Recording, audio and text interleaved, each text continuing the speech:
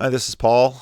Winter has arrived in Sacramento, and my bald head is cold, so I'm going to wear my hat. Hope nobody is offended.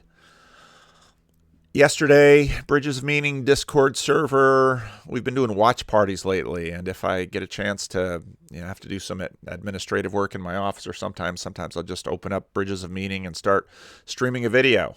Ferdy was streaming the conversation between Tom Holland and Jonathan Peugeot. A really fascinating conversation. My only problem with it, it's too short. They need to go longer. But then afterwards, we streamed Jonathan Peugeot's conversation with Carl Benjamin. That was fascinating. Now, Tom Holland has been on a trajectory for a while now. And so his book Dominion, in some ways, was his exploration of the challenge after he had written In the Shadow of the Sword about the roots of Islam, Tom writing as a professional historian, the person basically challenging him, demythologize the story of your religion, and Tom Holland having to answer the question, well, what is my religion? I thought I was an atheist. I thought I was just a regular person without a religious overlay. And then, of course, Tom Holland writes Dominion and discovers, no, we're all constructed. We all have a story. All of our ideas come from somewhere. You don't have religious people over here and non-religious people over there. Again, that's sort of religion S versus religion W as a worldview. All of our belief systems we inherit, they're constructed. And what we've been seeing in the IDW space, which politically is very interesting, is sort of where Carl Benjamin is at. And people who went through the celebrity atheist shtick 10 or 15 years ago, now coming out the other end and saying, well, maybe I don't believe there is a God, imagining God to be some super thing up in the sky, but I can sure see how religion functions in the way that it shaped our society and its necessity, and that's really where Jonathan Peugeot's conversation went with Carl Benjamin. It was very interesting, and of course now, I thought these two conversations, similar to when John Vervaeke and Jonathan Peugeot did a conversation on Rebel Wisdom not too long ago. Jonathan made the comment that John Vervaeke had sort of gotten his piece into rather a nice a piece with a handle on it. John could pretty much lay out his mission quite clearly, and I thought Jonathan Peugeot laid out in shorter segments some of what's going on behind his symbolic world. And so I think both now the video with Carl Benjamin that's currently on ThinkSpot, it's not on YouTube. So you might have to go onto ThinkSpot and search for it. And I don't know if it's free or behind a paywall or what. I got a ThinkSpot account very early on. I don't know. I don't go there very much because I mostly get my stuff from YouTube. But anyway, so hopefully it'll come to YouTube. Very, very much worthwhile watching. I won't do any clips from it just because I don't want to impose on anybody's copyright. And YouTube sort of has its own system for dealing with that. But now, and then this morning, just a lot of chitter chatter on Twitter. Tom Holland's quite active on Twitter. Norman Shields writes, it's incredible to see Tom take the same themes Jordan Peterson discussed and talk about them in a similar manner. Even though Tom has never heard of Peterson, would love to see them chat at some point.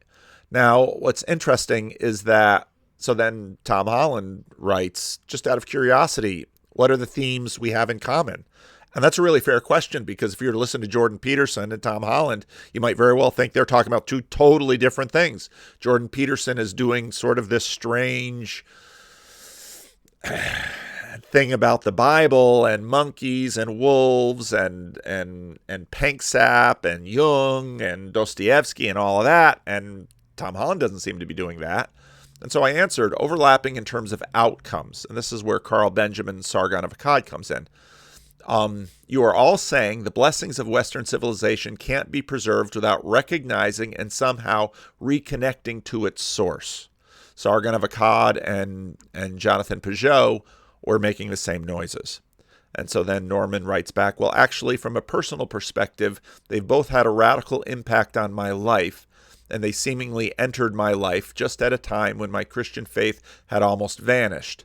So I have a lot to thank them for. And so even though Tom Holland has come at this from a very different perspective than Jordan Peterson, Tom Holland has had a similar result to what he's done. And I think, and so, okay, so let's take the Venn diagram and then Jonathan Pageau, throw him into the mix and say, okay, why are these conversations reinvigorating people who are deconstructing or their Christianity is lapsing?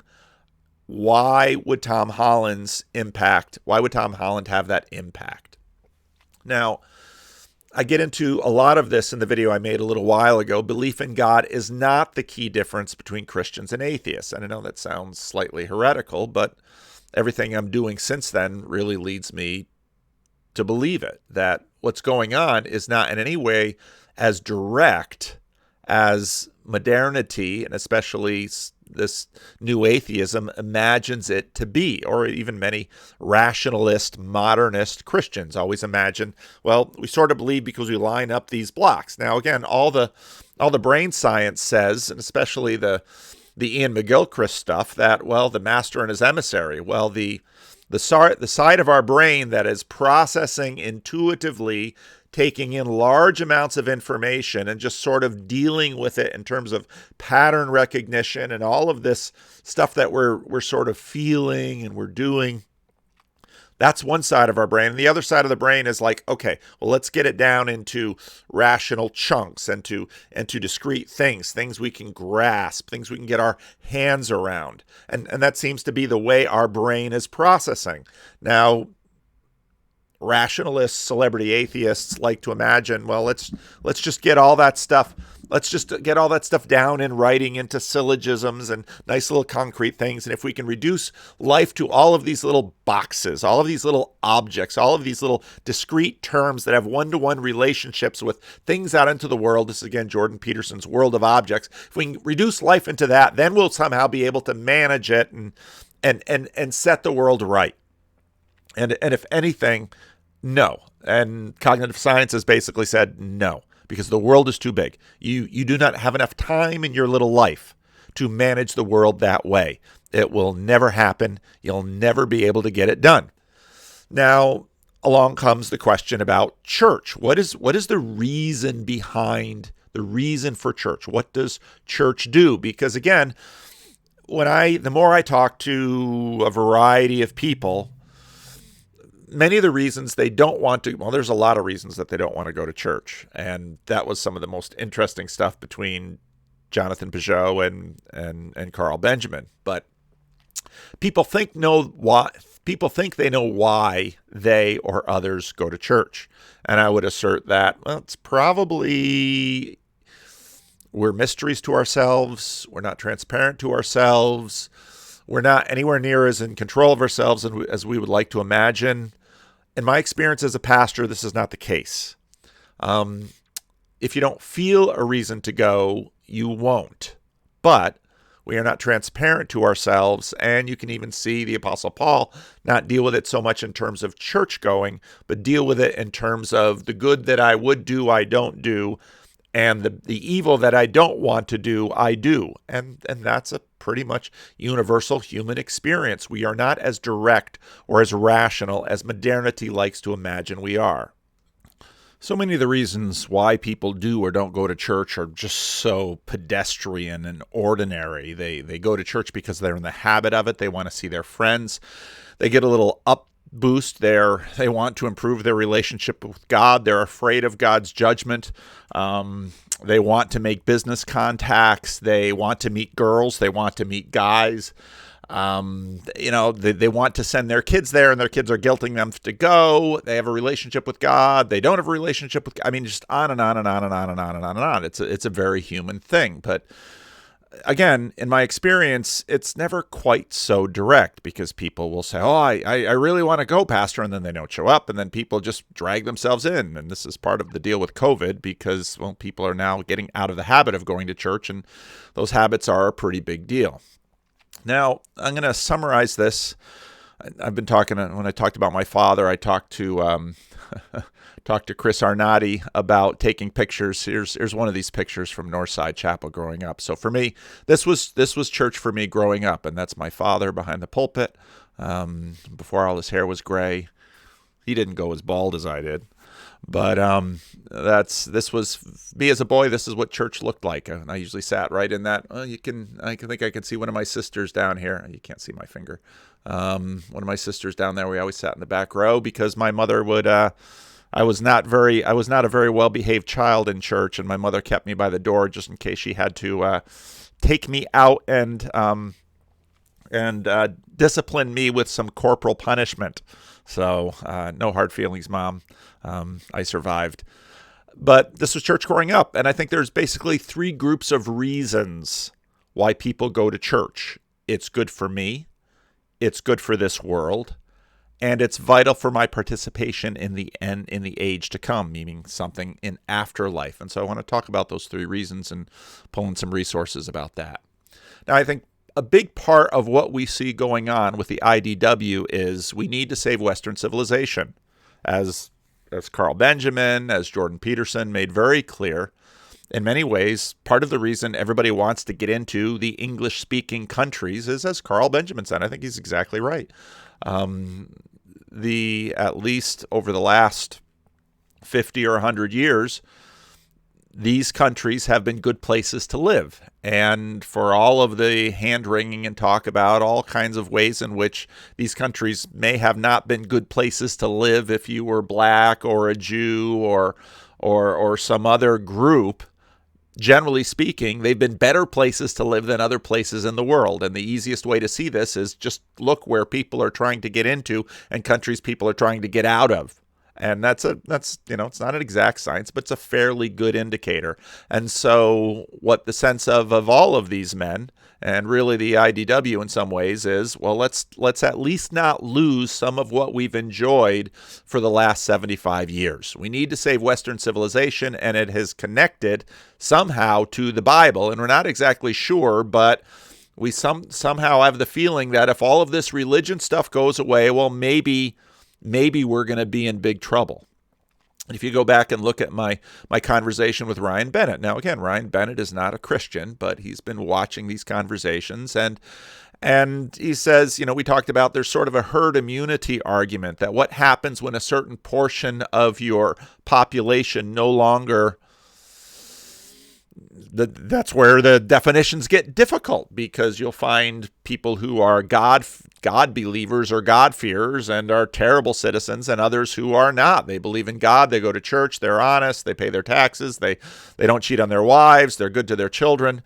In Latin America, we saw a lot of what had happened with evangelicals in Latin America, and now Latin America is mostly Catholic, but part of what happened with sort of these evangelical revivals that you would see was that somehow some other ideas had gotten into Christianity in Latin America, where men would be cheating on their wives and they would be spending their money at bars or gambling or something else. And once the man of the family would become evangelical, he would start being faithful to his wife, and his assets would start being used for the welfare of his wife and their children. And what happened once you got a certain level of the population that was now acting that way is you'd see an uplift in the whole society. You would see less corruption. You would see more people contributing to the family. Now, in all fairness, again, the experience of Roman Catholicism in North America was very different from the experience of Roman Catholicism in a lot of Latin America. And again, not always. There were very good Catholic families who were, but again, and so figuring out where the religion and the culture and where all these lines are is not always very easy. But, Ryan and I were talking to some degree about, sort of a herd immunity idea that once a certain percentage of the country is invested religiously in certain ways, you're going to have less cheating on wives, more taking care of children, less public corruption, more being faithful to your word, more following through with your commitments. And this is what we all want from our neighbors. We want our neighbors to, we don't mind when our neighbors are churchgoers, when they, vaccinate their children, when they pay their taxes, so on and so forth. The churches seems important to some people to get it. And you find this all the time. It's often the case, at least has been traditionally in the United States, that people's life would get out of whack. And I see this often in poor communities. Young men would get in trouble. They'd get in trouble with drugs and alcohol. They'd be listless. And then going to church is not always a thing, but is often a thing where, okay, they're getting their life together. They're going to church with the family. And in many ways, a lot of this has to do with men. Getting men to commit. And again, a lot of this stuff falls right in through the Jordan Peterson stuff. The church is important for some people to get it. But now that would sort of be what Sargon of Akkad kept saying. Well, maybe some people need church in order to get classical liberalism. And at one point in the Discord server, I said, he had just made a comment, said, well, there's this religion. It's right there. It's that people live out a certain script and live a certain way. And many of these people are now recognizing that, well, a lot of this stuff has come to us through the history of religiosity. And this is clear in, this book that I talked about a number of videos ago, David Holmes' book, Faiths, plural, of Our Founding Fathers, where you had Washington and Franklin, who Washington was never a confirmed Christian. Washington sort of avoided taking communion, but Washington was generally supportive of religion and society. And this is where and Franklin the same way. Now, they were deists, but Benjamin Franklin loved going to listen to George Whitefield preach. Then would give his money and talk about it. He didn't want to take too much money when he'd listen to Whitefield because he'd give all the money into the collection plate. I mean, Franklin was a very interesting guy. Jefferson, of course, cut out certain segments of his Bible, but very much on the deist camp, and the majority of the founding fathers were deists. And what is their deism like? It's like, well, religion has its place. There's a God out there. We think we should support the church, probably because less disciplined, less intelligent people need it. And as long as if you don't have that in your culture, well, then you're going to have other problems and it's sort of an elitist position because, smart people like us probably don't need it, but a lot of other people do. So it's sort of like saying, I don't have a problem with drugs and alcohol. I'll just have my brandy after dinner or my martini, but I don't get drunk, and I'm not an alcoholic, but we need AA for all those people that struggle with that. And okay, fair enough. I'm not offended by this position. Jonathan Peugeot, that was again, if you haven't seen the Think Spot conversation between Peugeot and Benjamin, you should watch it. Sargon of Akkad says, I don't want to go to church. And Jonathan Peugeot basically says, well, once you get it, it doesn't bother you so much.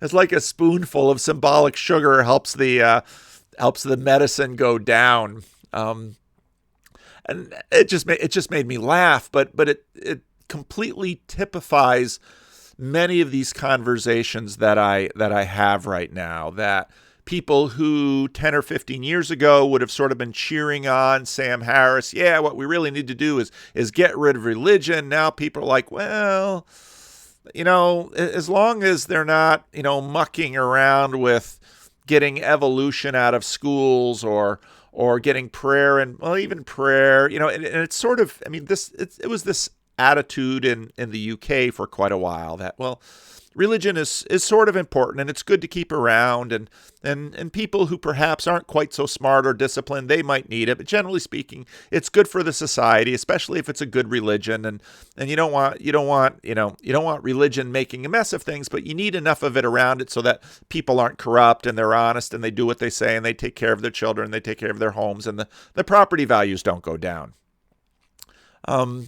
But when it comes to how people spend their time, and so when I listen to Sargon of Akkad talk about this, I think, okay, so what does he think? Well, why would I want to spend my Sunday mornings going to listen probably to some preacher ramble on about a book that I think, oh, okay, it's the foundation of Western civilization, and some of those ideas that we like, they're in there, and so on and so forth. And then the music's going to be bad, and it very well may be. And then the people are going to be annoying, and I'm going to have to spend some time doing some chit chat to people who aren't never going to get me anywhere, and they're going to take some of my money. And so, and that sort of was how church was perceived commonly during the Cold War in the United States, when church attendance reached its peak.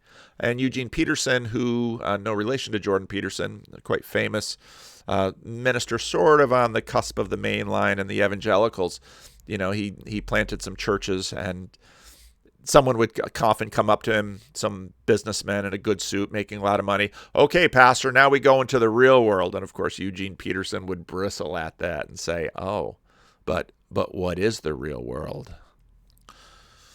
But the truth is, all of that, well, other people should go there, but I won't want. That's not going to get anybody into church.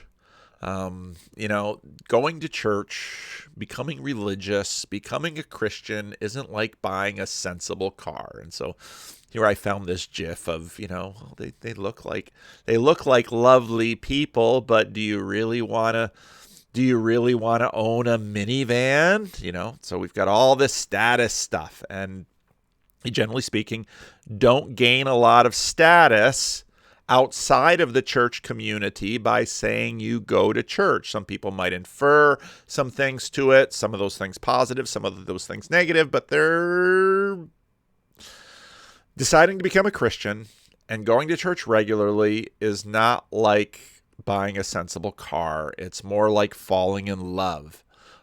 Church has a powerful impact on people. And I think about Jordan Peterson's conversation with David Nasser after his talk at the convocation at Liberty University, where, and that's one of my favorite conversations with Peterson, because here Peterson's across from, a real bona fide pastor, a guy who knows his stuff, a guy who, left Islam and converted to Christianity and is deep in the midst of a certain subculture.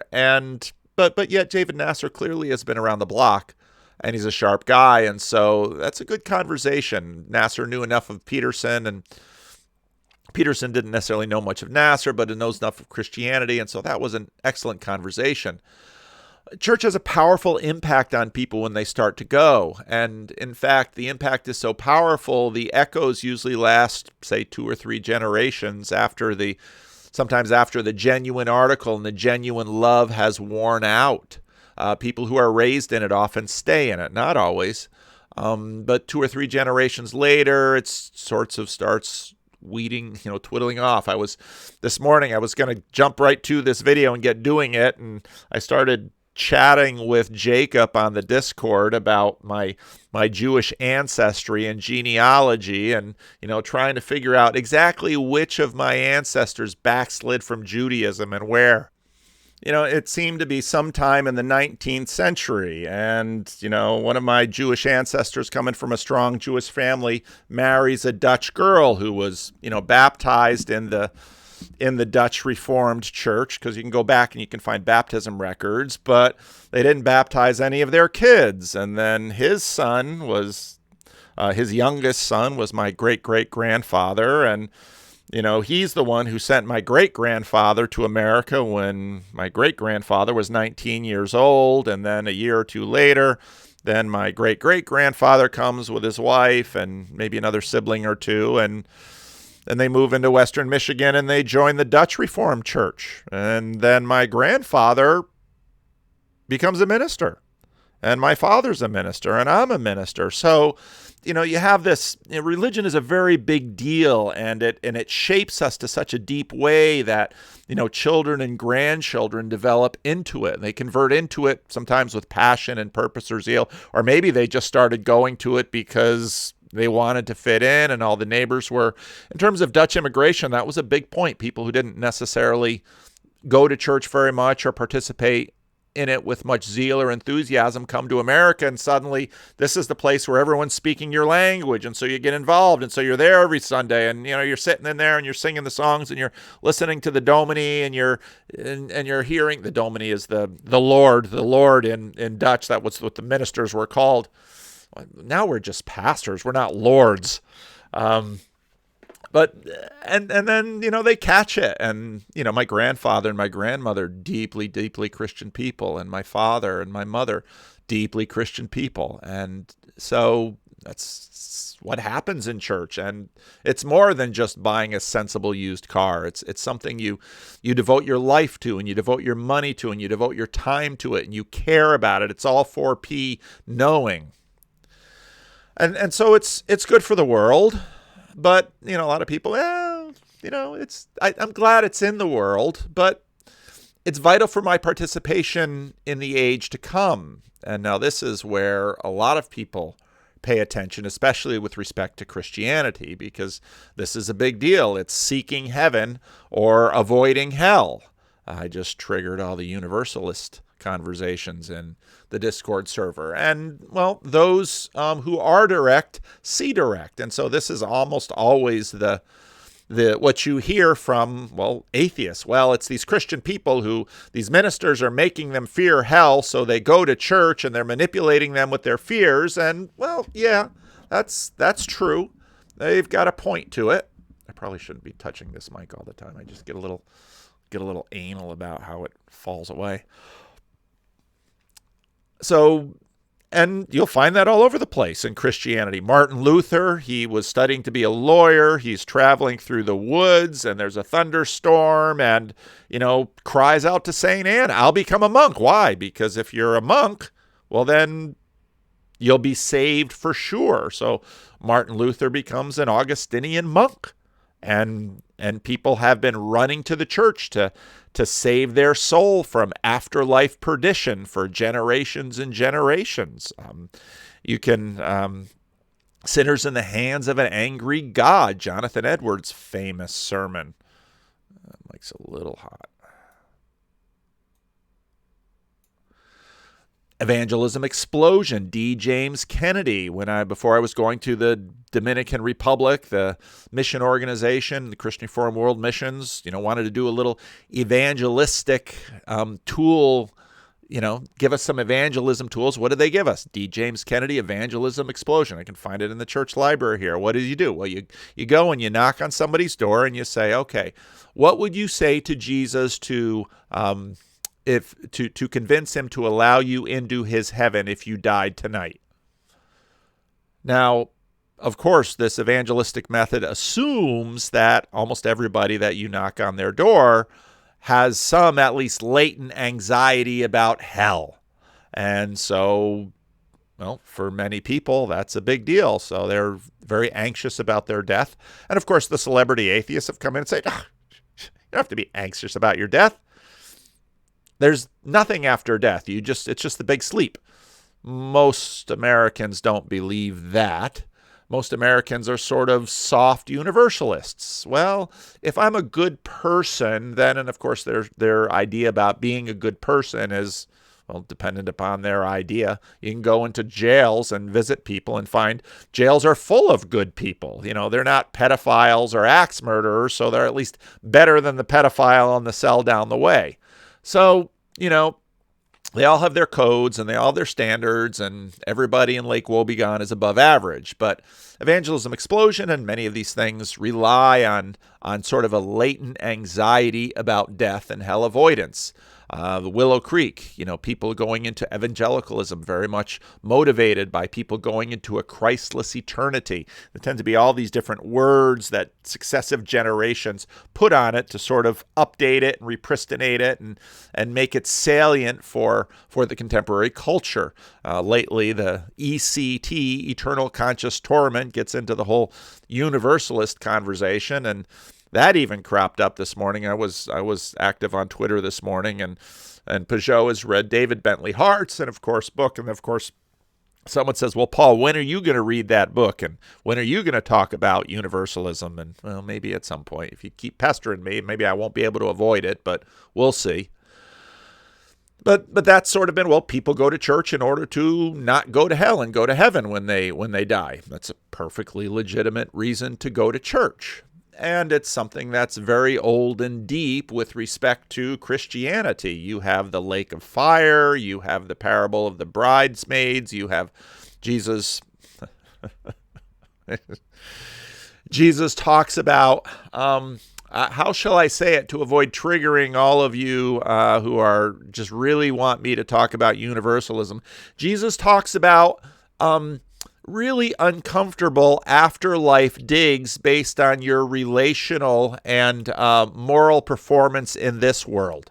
And hell is sort of a funny thing that many people with their soft universalism sort of think, well, hell is sort of reserved for Mao and Hitler and my neighbor down the road who's a real jerk. Now, I was talking to Julian yesterday. We didn't record the conversation. It's always fun talking to Julian. I met Julian very early on in this whole thing, and he and I have had some wonderful conversations. And he reminded me of some stuff that I had read a while ago in Charles Taylor's A Secular Age. And this gets into this a lot, because this idea of, well, church is just there because certain people are anxious about death and that's why they go. But I either think that hell isn't a real threat, or I think that I'm good enough to make the cut, or death is the big sleep. Therefore, it's all, that's kind of a BS reason to go to church. But I think Charles Taylor nicely notes here how actually this is all quite connected. Perhaps we might just take this as a given, particularly as a tradition goes so far before the modern period. But we can perhaps also see it as inseparable from the reforming enterprise itself. And I don't know if Tom Holland has read Charles Taylor, but there's a fair amount of parallel between Tom Holland working on his Reformatio and Charles Taylor on the reform. And, at some point, I'd like to probably do some more thinking about those things. If the aim is not just to make certain forms of spirituality shine forth and draw as many people as possible to them, if the goal is really to make everybody over, so really the hell avoidance and the it's good for the world takes are not really that separate, and they haven't been separate historically, because one thing is, well, I don't want to go to hell, and the other thing is, well, I don't want my neighbor to go to hell. Well, how gracious of you. But it's, well, we really do want to make everybody over. And when you look at the history of Protestantism, that was a big motivation. You might remember a conversation I had a while back with someone who was from New Haven, Connecticut. New Haven, Connecticut was basically set out to sort of be, God's kingdom on earth.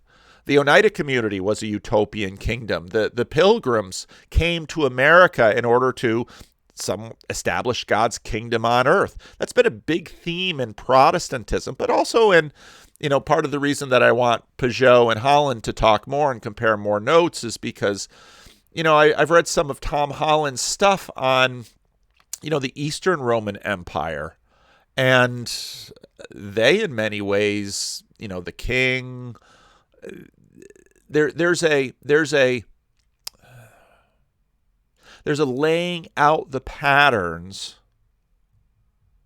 in orthodoxy that is, in its own way, a little bit distinct, a sort of, here we're setting up the kingdom of heaven right here on earth. So Jesus is in the dome, you've got the saints around you, and so sort of what happens with a church in that mode. I mean, I had a question on the question and answer that I just posted on Tuesday about the why are Protestant churches so plain and Catholic and Orthodox churches so ornate? Well, they're doing different things with respect to embodying the kingdom of God.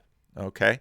That's part of what's beneath all of the architecture and the liturgy, and so this is what's been happening over and over and over again throughout the history of Christianity. And in some ways, this fear of losing Western civilization is also connected to it, because in some ways, fans of Western civilization say, well, we have gotten closer to the kingdom of God on earth than, let's say, communism or fascism or various corrupt organizations or countries around the world, and we don't want to lose it. So the kingdom of God is something we're always sort of reaching up to.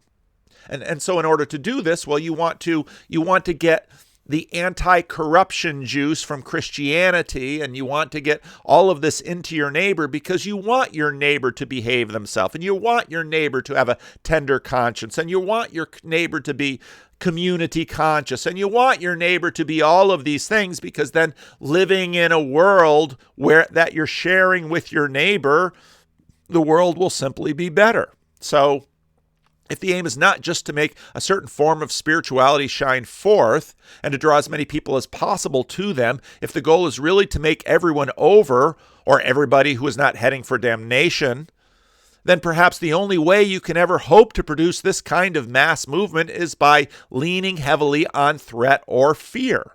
Now, if you want to see this in action, watch the current conversation about climate change. Every time there's some form of natural disaster that can somehow be connected to the political motivation for climate change, it's going to be made. So every time Gavin Newsom or PBS or someone in some media, every time there's a hurricane or a fire in California or anything happens, they keep connecting it to climate change. Now, I'm not saying it isn't connected, but it's the same motivation. We're going to scare America into getting off carbon for the sake of climate change. Now, anybody who has practiced a religion that has used this technique will be pretty familiar with the shortfall, that fear can be a quite intense motivating factor in the short run. We see this in politics because, well, if you elect Trump, then we'll have theocracy, which to me is a really laughable threat. But if you elect Biden, then wokeism will prevail and he'll shut your churches and take away your freedom, et cetera, et cetera. People love using fear to motivate others. It's an effective thing. This is certainly the pattern set up very early on in the process of reform, in the preaching mission of wandering friars from the 13th century. The irony is that where clerical leadership really managed to transform a community, it was through the personal holiness of the incumbent, and not through his parading the horrors of hell. And I think you can see this in Jesus, because whereas Jesus does talk about fear of shut doors and locked out of a party and places of outer darkness where there's weeping, gnashing of teeth, Jesus, for the most part, didn't win his following by scaring them straight. That's not what Jesus did. And Jesus' relationship with his following was all often quite interesting. To quote a mission preacher at the time of the Restoration in France, "Soon the hour of your death will sound. Continue the web of your disorders. Sink yourselves deep into the mire of your shameful passions. Insult by the impiety of your heart him who judges even the just. Soon you will fall under the pitiless blows of death, and the measure of your iniquities will be that of the fearful torments which will be inflicted upon you." Okay, so this wasn't just a Protestant thing. This is Protestants and Catholics used fear. We're going to make the society better by scaring everyone straight. Once one goes down this route, something else follows. The threat is to attach to very clearly defined failures. Okay, so, well, if you continue to pump CO2 into the atmosphere, then you will have California fires. So, therefore, vote for this certain party in order to address climate change. That's what you have to do to make the whole fear thing work.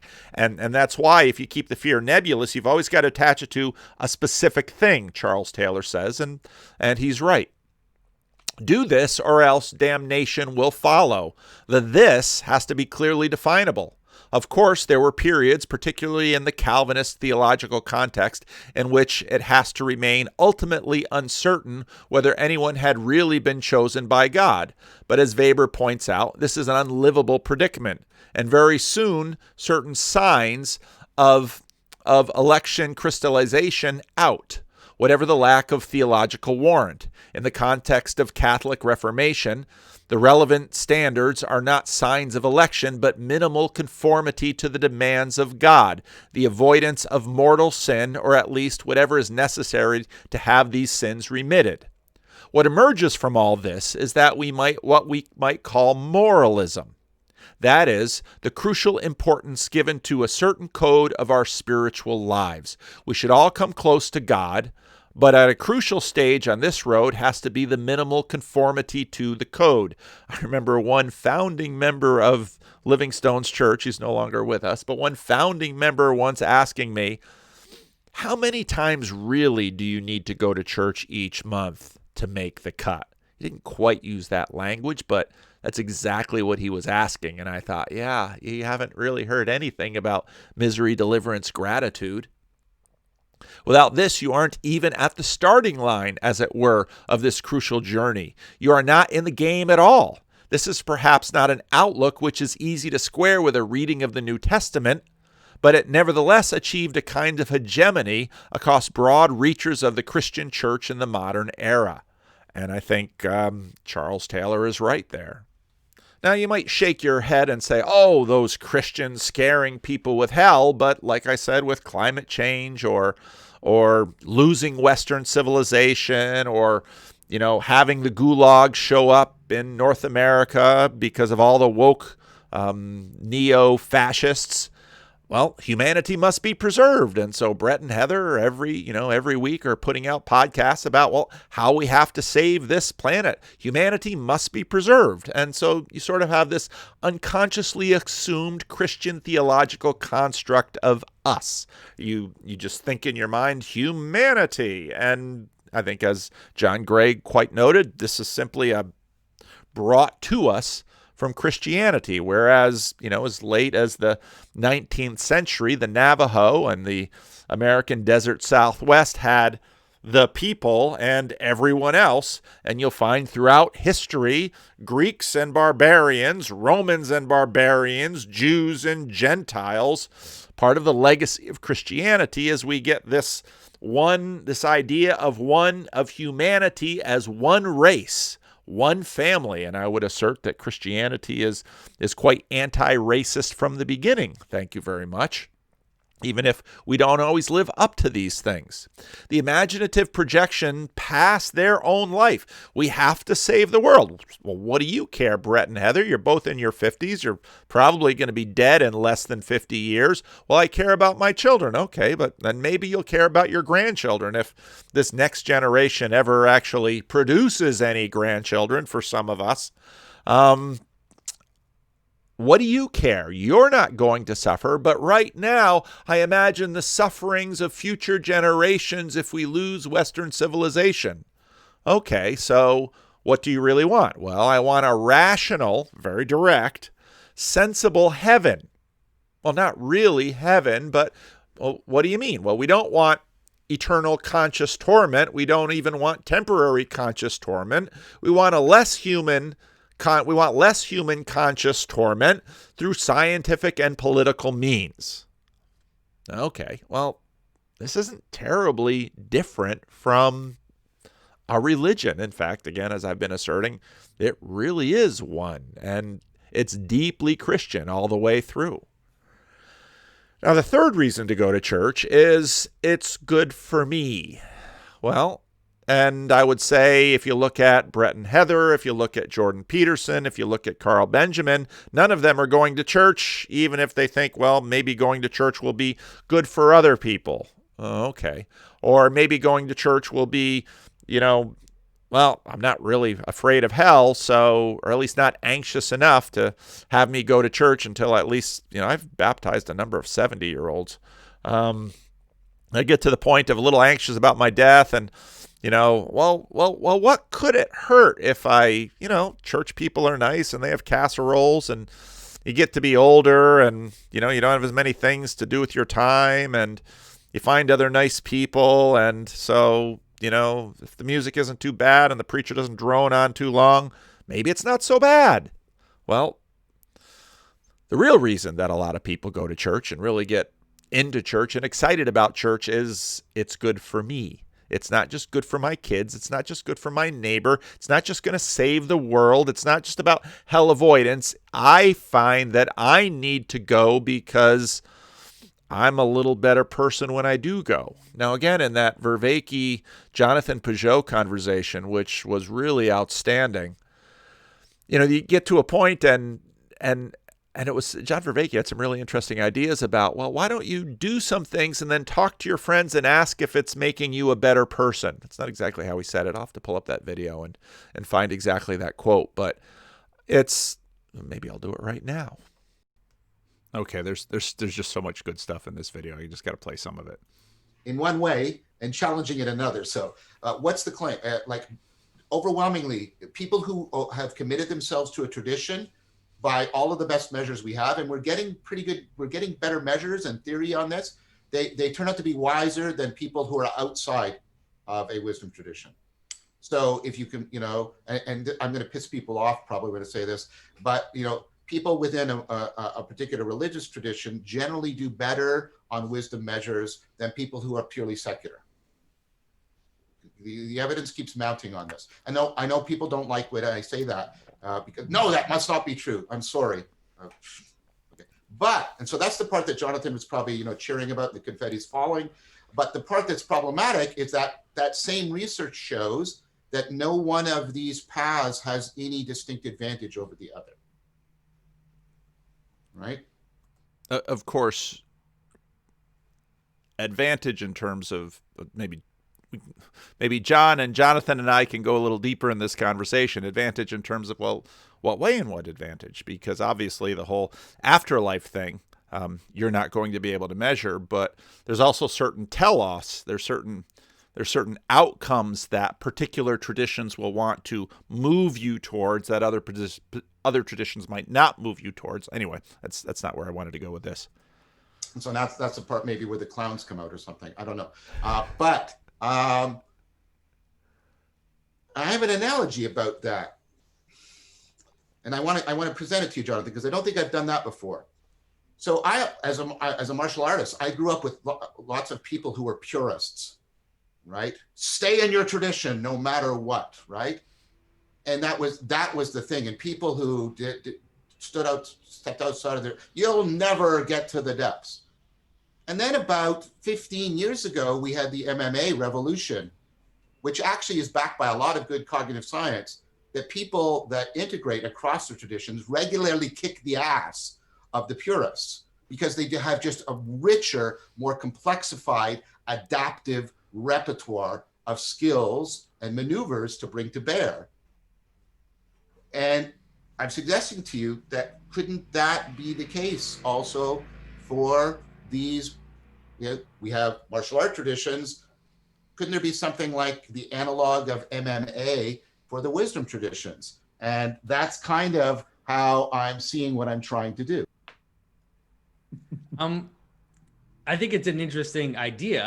I think it's an interesting idea. I would tend to think that one of the difficult, how can I say this? One of the things in MMA, which is clear, is that you know it works because the other person gets beaten and they're down, right? And so the difficulty with spirituality is prelest, is that people self-aggrandize and imagine things and think that they're doing great, and they think that they're spiritual when they're actually extremely selfish and extremely self-centered. And so one of the difficulties... And again, well, obviously that's a Christian metric, because on Christianity, the idea is to not be selfish and not be self-centered, to be loving. And actually C.S. Lewis goes into that a little bit. But you know, right there you see how in so many ways the assumptions beneath Christianity have underlie our assumptions about, okay, what does a spiritual person look like?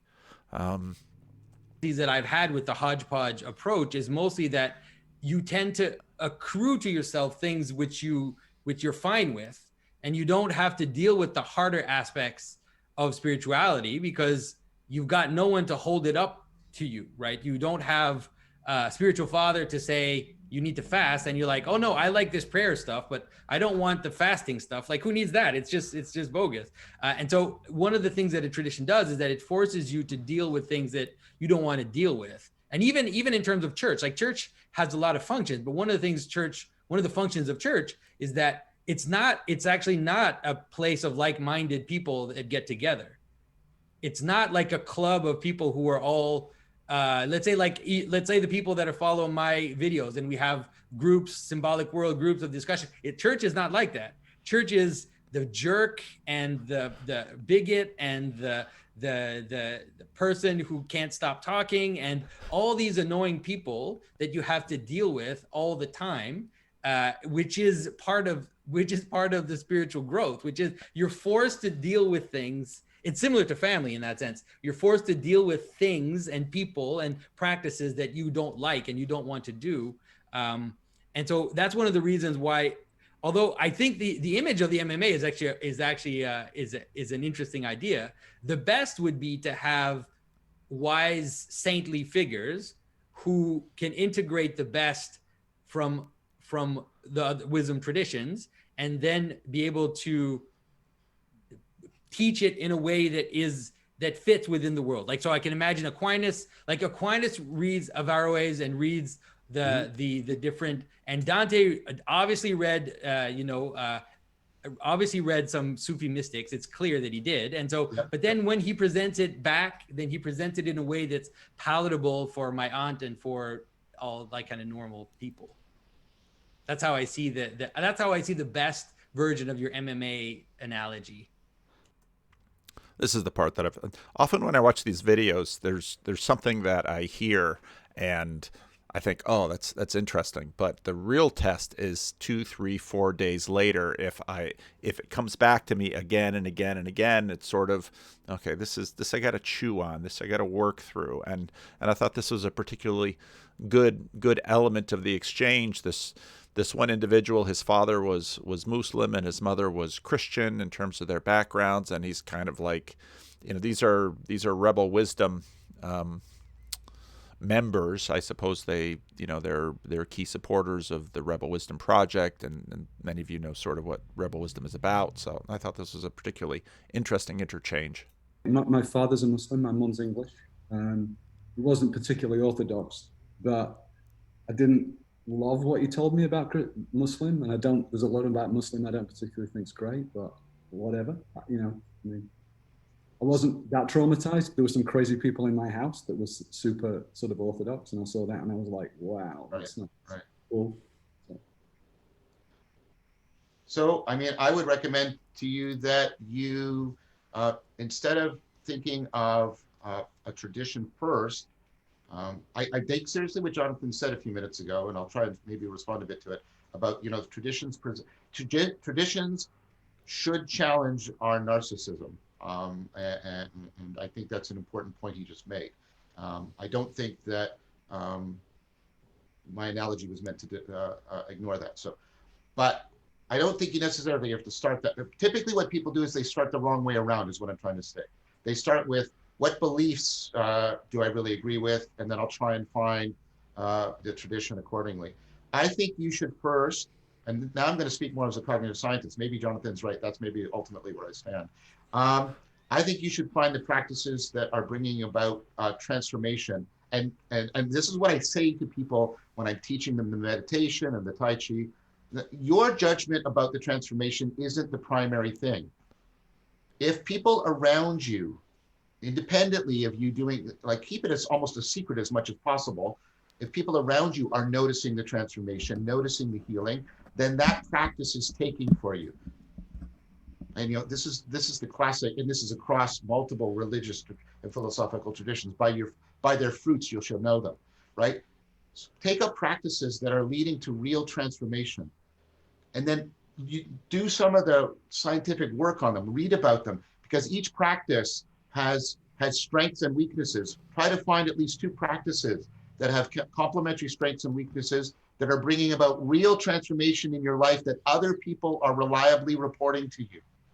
Then once you see what it's taking for you, then start to look around for a home that will do one of the things that Jonathan says, that will give you will give you somebody who can give you feedback, critical feedback, things like that. That would be my recommendation to you. That's what That I think that that's really impressed. I've been thinking about this again and again, so I'm glad I'm hearing it again.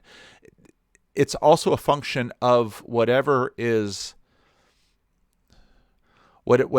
the community is seen as the goal. Okay. And because I've been in enough enough little Christian religious communities to note that communities reinforce some things according to what the community wants. If someone starts coming to church and, this person continues to volunteer in a certain way, the community is going to reinforce that. And so when you get down into this whole change me thing, well, the community is going to reinforce what is in a sense at the pinnacle, or at least in terms of the good that the community imagines a human being should be.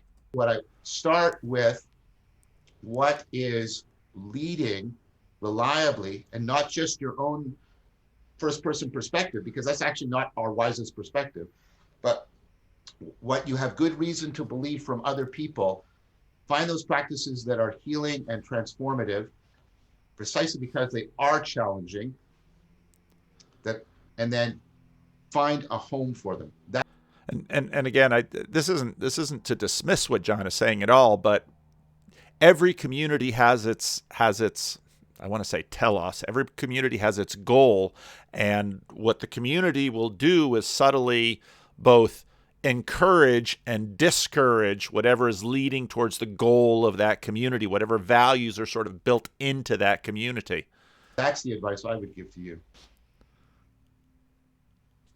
Well, what I would maybe say, especially in your situation where you seem to have come from two sides, and also do you live in, I think you seem to live in Europe, or you seem to have at least been connected with Western culture. I think that what John said is very good. Maybe from the other side, I would say one of the things that you can do quite simply is to read. Let's say, especially if you have these 2 histories with Islam and Christianity, I would say to read the story of the 2 figures, for example, right? To just read the story of Christ and to read the story of Muhammad, and to see if there's one of those stories that you identify with. That's not a fair fight. Because again, I mean, we've been talking about how deeply the West has been shaped by Christianity, and anyway, I wanted to give Jonathan a chance to rebut in that. So anyway, back to this. Why do people go to church? Well, it's good for the world. That probably won't bring you to church. Well, it's vital for my participation in the age to come. Well, maybe, but in my experience, exactly what Charles Taylor notes. If you say, well, you've got to go to this, and if someone's fear of damnation is so poignant, what will happen, exactly what Charles Taylor says, it will fix on one thing, and it might be tithing or church going or avoiding particular sins or this or that. If fear is a motivator, if fear is the motivator, then a hierarchy will develop in terms of the things that are exactly needed to make the cut, and that's the one thing that the person will focus on. And it might be church going, it might be avoiding certain particular sins, and so that's actually not a very good motivator. And again, whereas Jesus certainly warns about consequences for things, you don't find Jesus forefronting that in terms of his ministry. And so I think finally, we are rather mercenary and selfish, and so what actually changes our behavior is it's good for me. It's something I have to do, and I think again Vervaeke's point there I thought was really well said. Not only in terms of we should listen to others, in terms of trying to get some idea of whether or not I'm improving, and the community around you again will manifest that with respect to the telos that is in that community. But something will have to, we are always looking outside ourselves and saying, okay, am I doing better? And again, this side of our brain that is taking in and processing things intuitively is always sort of giving you a sense of, well, I feel my life is going pretty well. I feel like my life isn't going very well. And sort of that right track, wrong track thing that politicians do. Now, one of the big ways that this has come through in our culture is AA envy. This is a Hedgehog review, and I talked about it in a sermon a while ago.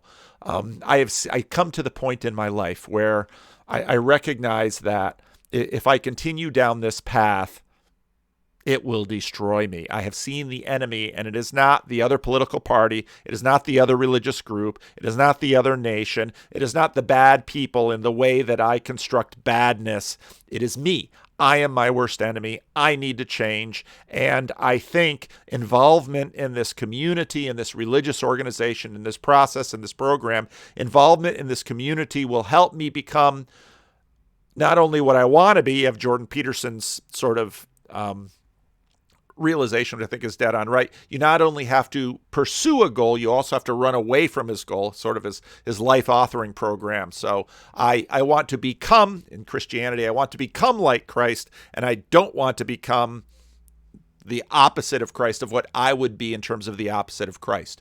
And just this recognition, again, the Vervaeke language is so helpful here. There's reciprocal narrowing that we see in addiction, and addiction has, in many ways within our culture, sort of become the epitome of evil. Okay, I don't want to get caught in a process of reciprocal narrowing. I want to be involved in a process of reciprocal broadening. But again, now that broadening and exactly what that will mean in the texture, thinking about long conversation I had with Bern Powers in terms of the texture, I will get the sense that I am actually becoming a better person because, well, I can see some milestones that I have, but when I listen to others, they could say, yeah, you are growing in, again, whatever the telos of that community is.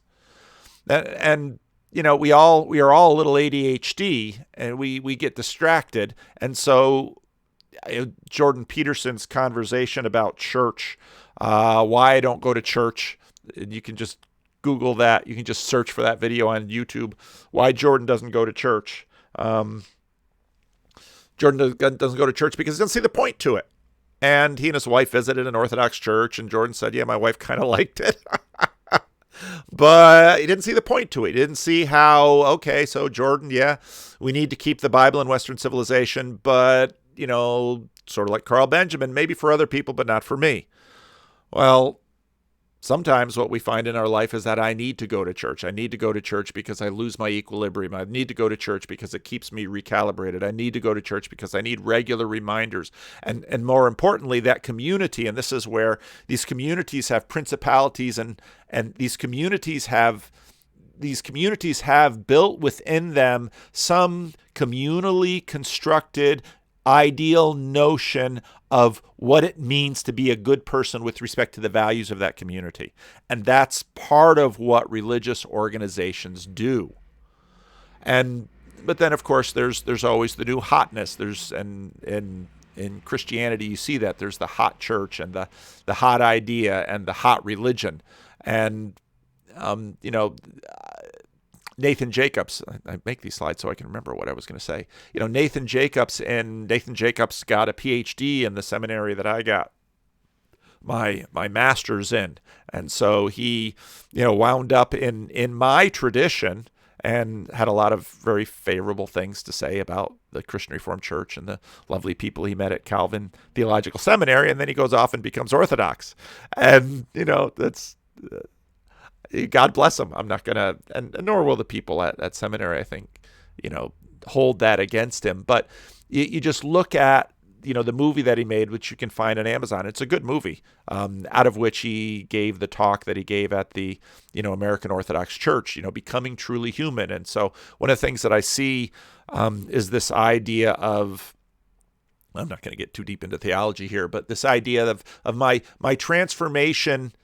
And I wouldn't say this is that Orthodoxy has a corner on this. Perhaps Orthodoxy is talking about it in a way that is really capturing the imagination and as the vision that a lot of people are finding, that engaging in this process, going into this tradition, will allow me to become basically what is at the top of the hierarchy of values of that tradition. So we begin by blaming the other, like, the other political party, the other nation, the other religious group, and we begin to realize we can't embody or accomplish our own ideas, and so I need a community and a track and a process to really shape me and bring me there. And our ideals, our own ideals might not be that good. And so the question is, how can I become truly human? Which is, of course, the title of Nathan Jacobs, even when I'm fuzzy about the goal. And again, I think Jonathan Pageau, maybe I'll just grab that little clip. Part of what was cool in this video was this conversation about Gnosticism. And actually, I agree with a lot of what both John and Jonathan said here. But what Jonathan says here, I think, really captured in a nutshell, because it's taken me, coming from a Protestant tradition, to sort of figure out, okay, what's with Orthodoxy, what's with the liturgy, the divine liturgy, what's with the buildings and the art, and exactly what is this program? Because in many ways, again, Protestantism is very direct, it's very linear. Here's the ideas. My professor at Calvin Seminary, who taught teaching, one of my favorite professors, Spud Snapper, I don't remember which way it went because I'm dyslexic, but mug and jug teaching was from my mug to your jug, or from my jug to your mug. It's basically that I'll just put the information directly into you and it goes into your head, then you'll have it, then you'll do it. And everything we know about how humans work is that we're not really that direct. And so how in fact does personal transformation happen? The Catholic or the Orthodox position phrased things the way they did. They phrased things the way they did to preserve certain things. One, they did it to preserve the goodness of creation, because at least in their perception, there are ways in which this is contra the Gnostics. Gnostics presented the world in which the world itself was evil, that the physical world itself is evil.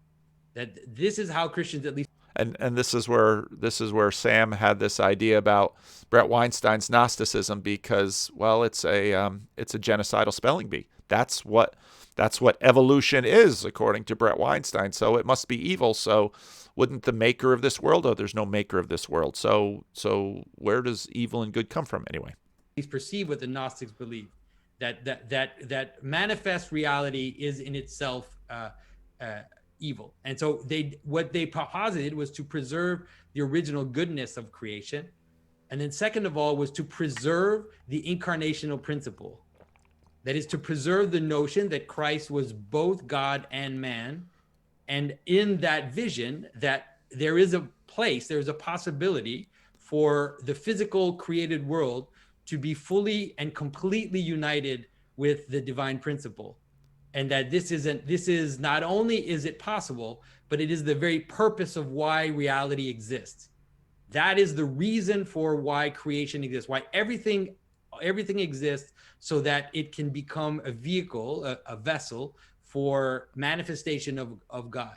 And so that is the reason why Christians, let's say, phrased their theology the way they did. All the early Christological debates, that's all they're about. They're all about making sure that we say Christ is a man and making sure that we say Christ is God, and finding a way to say it so that it's not confused. And like I said, the reason to do that is to preserve those things.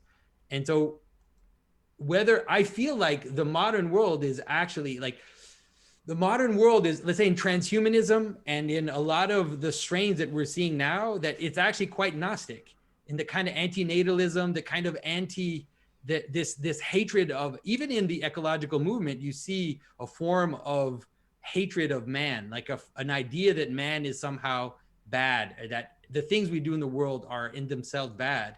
And to me, and of course Peterson picks up on this, but if you understand then this vision that Jonathan has, well, suddenly the vision of orthodoxy, of the patterns and understanding the patterns and getting in alignment with the patterns and community doing this and doing this together, you can begin to understand the whole project of that church. And it's and now suddenly, okay, well, now I can sort of figure out what Peugeot is about. And it's very difficult for Protestants because, again, Protestants are much more direct, much more linear, much more instrumental, much more rational. And if you understand that aspect of Protestantism, you can sort of understand why this scientism and atheism are outgrowths of that directness, that rationality of Protestantism. And you can also understand sort of where, Carl Benjamin might say, well, the church was pretty and the liturgy was kind of long and the music was lovely and there was beauty to it, but it was, it didn't because in many ways to be Protestant is to be much more direct. Well, it didn't enable me. And now, again, if we deconstruct some of this stuff, well, it didn't offer me insight that I could apply to my life. And again, if you go to a Protestant service, you'll hear, well, there's this sermon and here's the teaching of the Bible and here's the insight. Now apply that to your life. And now I'm not trying to set these things up against each other because, of course, that type of linear approach is itself in the Bible as well. And you can look at the book of James, for example, talking about someone who forgets what their own face looks like and they hear the word, but they don't do it. And Jesus talks about ever seeing. And so I'm not asking an either or between the traditions, but I'm trying to highlight how this other tradition pursues basically self-improvement. And I think I don't want to use that word because it's kind of dismissive, but you can begin to understand exactly the logic of these different traditions. So how can I be transformed? Well, even when I'm fuzzy on the goal. And this is when, Carl Benjamin, just when he said this, I just thought, I've had this conversation so often in the last 3 years. Can't we have a direct, rational religion? Well, what do you mean by that? Can't you just lay down and give me a program that will save me, save the world, and if there is an afterlife, afford me what I need in it? Again, I was watching this Egyptian documentary on Netflix and just fascinated because what are they doing? They're setting themselves up, that the temple, the pyramid, the machinery, what they bury, the things on the walls, the spells, all of that is to afford them, basically a new entry into the next life to come. And now Carl Benjamin, might have, I don't know if he has any anxiety about what happens after he dies or any of that. But if you look at, Plan B, Brett and Eric Weinstein's pursuit, it's all about, what can we put in our hands to deliver to us to secure for us the life that we want? And if you've listened to any of my sermons, you know that I'm deeply skeptical about such a project. And in that way, Peugeot is just such a good, he's such a good conversation partner in some of this because he has some illustrations that that are really quite good. And I would just ask, someone who is thinking along these lines, do you have a rational spouse or lover? Well, what do I mean by that? Well, did you fall in love and then sort of make things work, or did you sit down and rationally lay it out? There's this Married at First Sight, this silly little show on television, and they of course have pastors and psychologists, and they do all the matchmaking and they put the people together. And what you very quickly see is that, as I've said many times in my videos before, we are so complex that if you tried to sort of distill everything about your life down into sort of the left brain syllogisms, you would not have enough time in your life to manage all the complexities that you are. If you sat down, say, okay, the romantic or marital relationship that my parents had growing up, if you were lucky enough to grow up with your biological parents, if you sat down and tried to articulate everything that was an aspect of that relationship, you would not have time in your life to exhaust it. We are that complex. And so it's for that reason that we're not rational about our spouse or lover. You know, how many times you walk into a room and bang, I remember the first time I saw the woman that would be my wife, and she immediately caught my attention. And I thought about her, and she caught the attention of a lot of other guys because she's an insanely beautiful woman. And right now, everybody Googles Paul Vanderklay's wife. Talk to Benjamin Boyce. He's met my wife. He knows how insanely beautiful my wife is. Maybe no, she's not just insanely beautiful to me. But, you know, I remember the first time I saw my wife, and I, you know, immediately had my attention. And it was a little while before I actually got a chance to meet her. And then, you know, I remember our first meeting, and then she and I then lived in the same apartment building on campus, and yada, yada, yada. I'm very patient at pursuing my goals. But you're not rational about these things. It's not direct. And if you try to go that way, you'll find it just doesn't really work because life is way too complex. Do you have a rational patriotism? Well, I think it's rational. Yeah, but I bet you it has everything to do with all sorts of other things. I know the argument, well, you wouldn't be a Christian if you were born in another country. Okay, I understand the force of that argument. Wouldn't you be a patriot to Iran if you were born there? Now, I know a fair number of Iranian people that listen to my videos, and some of them live in the States, and well, that's just how complex that is. And they would say they love their country, but they don't particularly like the direction that their country has taken. And probably all of us could say that about this. Can't we have a rational, direct religion? No, you can't. Just like you don't have a rational, direct marriage, you don't have a rational, direct relationship with your country. There's plenty of rationality involved, and you use rationality in order to process it, but you will never have a rational, direct religion because life is far too complex. And so Peugeot just jumps in, patterns, I tell you, and the patterns lay themselves out, and these patterns are going to manifest. Try resisting sleep. Go ahead. If you try really well, you'll probably make yourself crazy. And so what Peugeot is trying to do in terms of his process is to say, well, you know, these are the patterns, and this church program, again, I'm not critiquing it. I'm not in that program. Obviously, being part of a Protestant church, that gets way, way complex. But, you know, you don't have it rational or direct. It's not simply going to be. And so whether or not you go to church, or whether or not you decide to go to a church, or whether or not you decide to give it a try, church is for people who basically come to terms with the irrationality of a whole lot of things and devote themselves to a program, usually for very personal reasons. Now, it's 3:30. Okay. Back to the book Miracles, and after my conversation with J.P. Marceau and John Vervaeke, I've really thought hard about diving back into this book because, well, how if it's not exactly direct and rational, how does this stuff really work? And part of there's a really great chapter in Miracles called Horrid Red Things. Well, I don't know. I could ramble about it, or maybe I should just read some of it. What Carl Benjamin gets tied up in is, well, the mythology. On one hand, they might say, well, I love the mythology, but this is where you get into Brett Weinstein's metaphorical truth. And, you know, I was thinking about this book in the lead up to my conversation with John Vervaeke and J.P. Marceau, and then more after, and then rereading this chapter, realizing that he is talking exactly about what Brett Weinstein is talking about with respect to metaphorical truth. This chapter 10 called Horrid Red Things. And you can almost always tell a lot about the chapter because Lewis pays a lot of attention to the little quote he puts to head the chapter. We can call the attempt to refute theism by displaying the continuity of belief in God with primitive delusions to the method of anthropological intimidation. Edwin Bevan, Symbolism and Belief, Chapter 2. I have argued that there is no security against miracle to be found by the study of nature.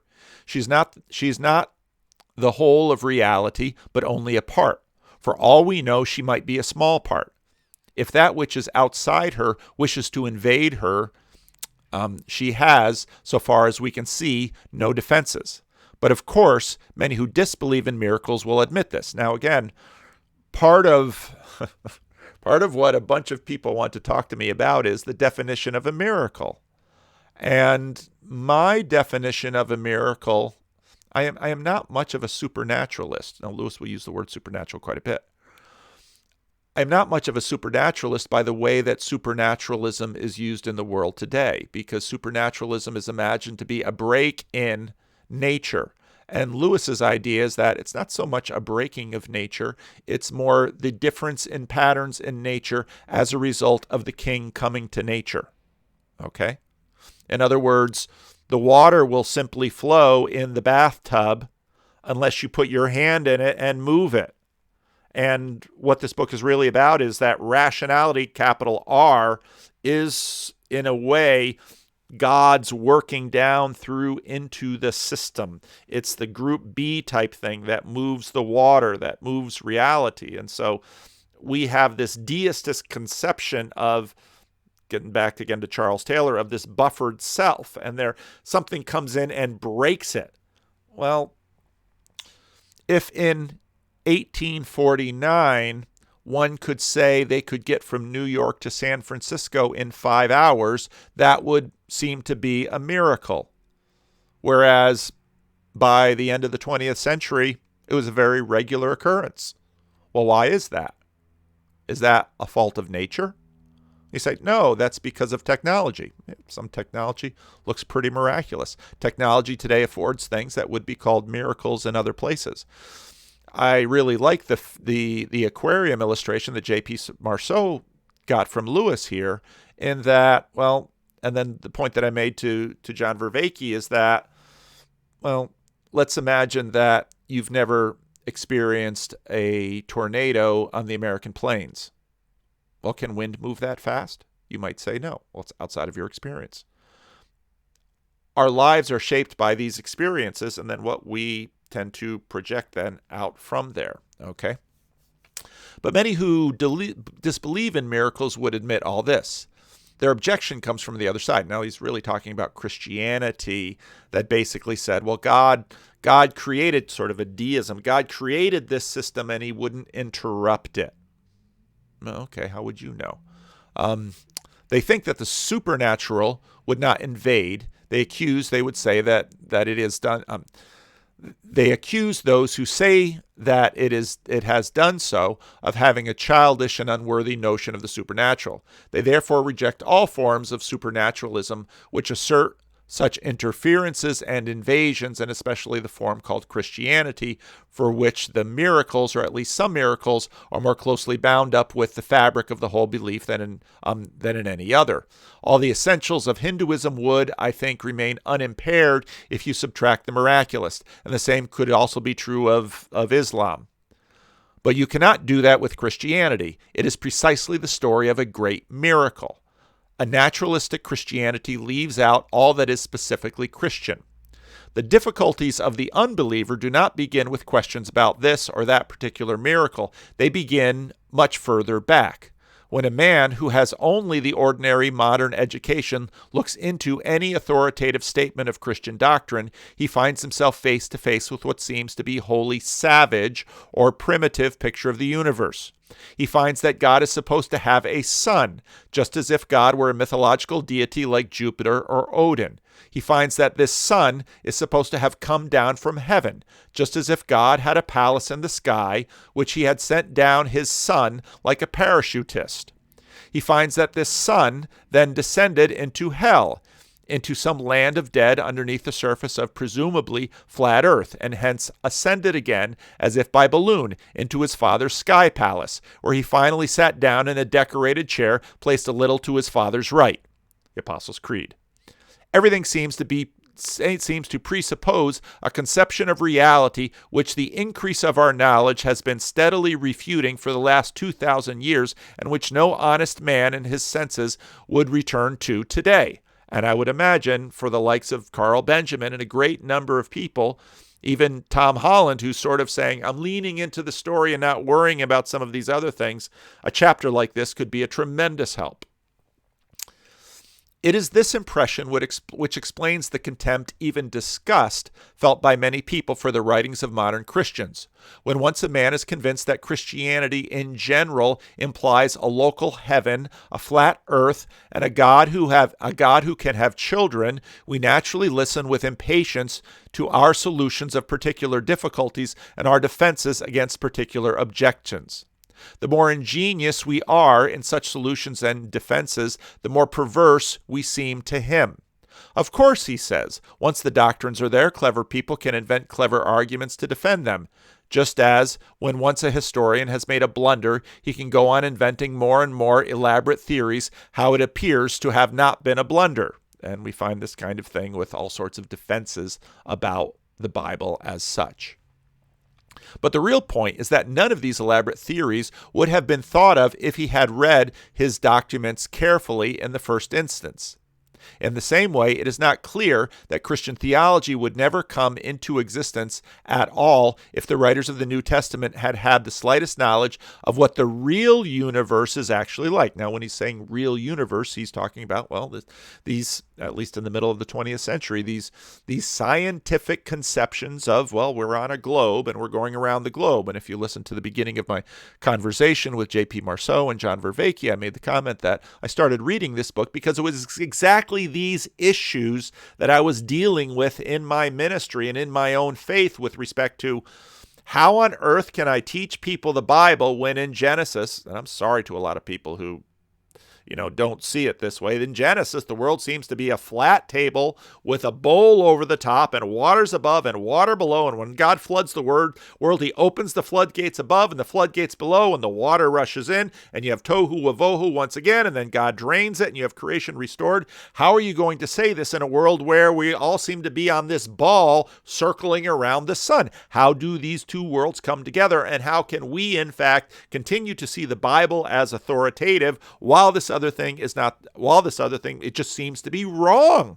about these things? And I think a great many people really struggle with this. And so the idea that many people tried to have was, let's see if we can rejigger, let's say, Genesis 1 to be talking about a ball. And then people would say to me, well, the clouds, those are the waters above. It's like, except that the sun and the moon and the stars are beneath the firmament. So if you're going to do it that way, you're going to have to have your firmament and waters above further out than any telescope can see. And people say, okay. It's like, okay. But the real point is that none of these elaborate theories would have been thought of if he had read the documents correctly in the first place. In the same way, it's not clear that Christian theology would never have come into existence at all if the writers of the New Testament had had the slightest knowledge of what the real universe is actually like. Thus, at any rate, I used to think myself. The very man who taught me to think, a hard satirical atheist, ex-Presbyterian, the old knock, as he was called, and again, you can read that in Lewis biographies, who doted on the golden bough and filled his house with the products of rationalist press association. In other words, C.S. Lewis, one of C.S. Lewis's most important and best teacher, was as hardcore a rational atheist as you can find in this world. Though at the same way, he was a man as honest as the daylight, to whom I here willingly acknowledge an immense debt. His attitude to Christianity was for me the starting point of adult thinking. You may say it is bred into my bones, and yet those days I have come to regard that attitude as a total misunderstanding.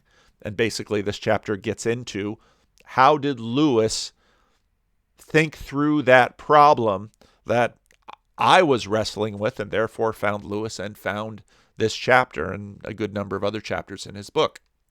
Remembering as I do from within the attitude of the impatient skeptic, I realize very well how he was forearmed against anything I might say for the rest of this chapter. I know exactly what this man is going to do, he murmurs. He is going to start explaining all these mythological statements away. It is the invariable practice of these Christians. In any matter whereon science has not yet spoken, and on which he cannot be checked, this is God of the gaps, They will tell you some preposterous fairy tale, and then, the moment science makes a new advance and shows, as it invariably does, their statement to be untrue, they suddenly turn around and explain that they didn't mean what they said, that they were using a poetic metaphor or construing an allegory, and that all they really intend was some harmless moral platitude. They are sick of this theological thimble rigging.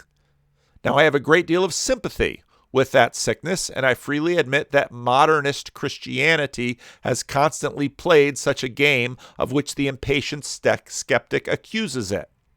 But I also think that there is a kind of explaining which is not explaining away. In one sense, I am going to do what the skeptic thinks I am going to do. That is, I am going to distinguish what I regard as the core or real meaning of the doctrines from that which their expression, which I regard as inessential and possibly even capable of being changed without damage. He is going to talk about metaphorical truth, but not exactly according to Eric Weinstein's definition. But then, what will drop away from the real meaning under my treatment will precisely not be the miraculous. It is the core itself, the core scraped as clean of inessentials as we can scrape it, which remains for me entirely miraculous, supernatural, nay, if you will, primitive, and yet magical. In order to explain this, I must now touch on a subject which has an importance quite apart from our present purpose, and of which everyone who wishes to think clearly should make himself master as soon as he possibly can. And he ought to begin by reading Mr. Owen Barfield's Poetic Diction and Mr. Edwin Bevan's Symbolism and Belief. But for the present argument, it will be enough to leave the deeper problems to one side and proceed in a popular and unambiguous matter. I'm going to talk to someone who's an expert in Owen Barfield next week with my friend Michael. When I think about London, I usually see a mental picture of Euston Station. But when I think, as I do, that London has several million inhabitants, I do not mean that there are 7 million images of people contained in my image of Euston Station. Okay? Now understand what he's doing. When I think about New York City, I think about the World Trade Centers, because that's where we'd often go when I was a kid, because we'd go up to the top and look at windows of the world and look out into the world. That's what we did. I think about taking the tube, taking the path down under the World Trade Centers and coming out there. I think about, all the things I did in New York City as a child and as a young adult. That's what I think about. But again, thinking about cognitive science, we cannot exhaust New York City, even one room within New York City, if we were to actually try to exhaust it our whole life long.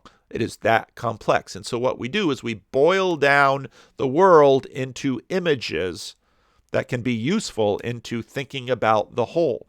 And they are always reductions, but in a sense, what we're doing is a little bit of relevance realization, at least imperfectly.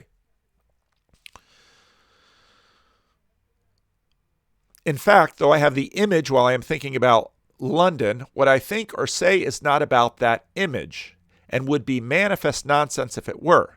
It makes sense because it is not about my own mental pictures, but about the real London, outside of my imagination, of which no one can have an adequate mental picture at all. Or again, when we say that the sun is 90-odd million miles away, we understand perfectly clearly that what we mean by this number. We can divide and multiply it by other numbers, and we can work out how long it would take to travel that distance at any given speed. But this is clearly thinking, but this clear thinking is accompanied by imagining, which is ludicrously false, to which we know that the reality must be. In other words, thinking about 90 million miles, you could just think about the number and you think, oh, that's a long ways. But who of us has an experience of 90 million miles? None of us. To think, then, is one thing. To imagine is another. Now think about what he means by that. Think about multiplying up to 90 million miles, calculating all of that. But to imagine is another. What we think or say can be, and usually is, quite different from what we imagine or picture, and what may be true when the mental images that accompany it are entirely false. It is indeed doubtful whether anyone except an extreme visualist, who is also a trained artist, even has mental images which are particularly like the things he is thinking about. In these examples, the mental image is not only unlike the reality it is known to be unlike, at least after a moment's reflection. I know that London is not merely Euston Station. Let us now go on to a slightly different predicament. Once I heard a lady tell her young daughter that you would die if you ate too many tablets of aspirin. But why? Asked the child. It isn't poisonous. How do you know it isn't poisonous? Said the mother. Because, said the child, when you crush an aspirin tablet, you don't find horrid red things inside. Clearly, when the child thought of poison, she had a mental picture of horrid red things, just as I have a picture of Euston when I think of London. The difference is that whatever I know my image to be is that whereas I know my image to be very unlike the real London, the child thought that poison was really red. To that extent, she was mistaken. But this does not mean that everything she thought or said about poison is clearly nonsensical. She knew perfectly well that a poison was something which killed you and made you ill if you swallowed it, and she knew to some extent which of the substances in her mother's house were poisonous. If a visitor to that house had been warned by the child, "Don't drink that, mother said it's poison," she would have been ill-advised to neglect the warning on the ground that this child has a primitive idea of poison as horrid red things, which my adult scientific knowledge has long since refuted. In other words, the child knows more than she knows, but the child also knows less than she knows. And whereas the child's picture of poison might not be terribly true, the child might in fact be able to make some points, and a visitor to the house might very well say, listen to the child, because the child knows something. We can now add to our previous statement, that which may sound where the images that accompany it are false, the further statement, thinking may be sound in certain aspects, whereas it accompanies not only by false statements, but by false images mistaken for true ones. In other words, this is where you sort of get into Brett Weinstein's metaphorical truth, because, well, Jesus is sitting at the right hand of God the Father. Jesus, the Son of God, is sitting at the right hand of God the Father. There are aspects of that image that Christianity has never intended, and quite obviously so, that almost every Christian could imagine. But there's something about that language which communicates other things which are really rather essential and are probably about the only way, and in fact the best way, you can communicate those things.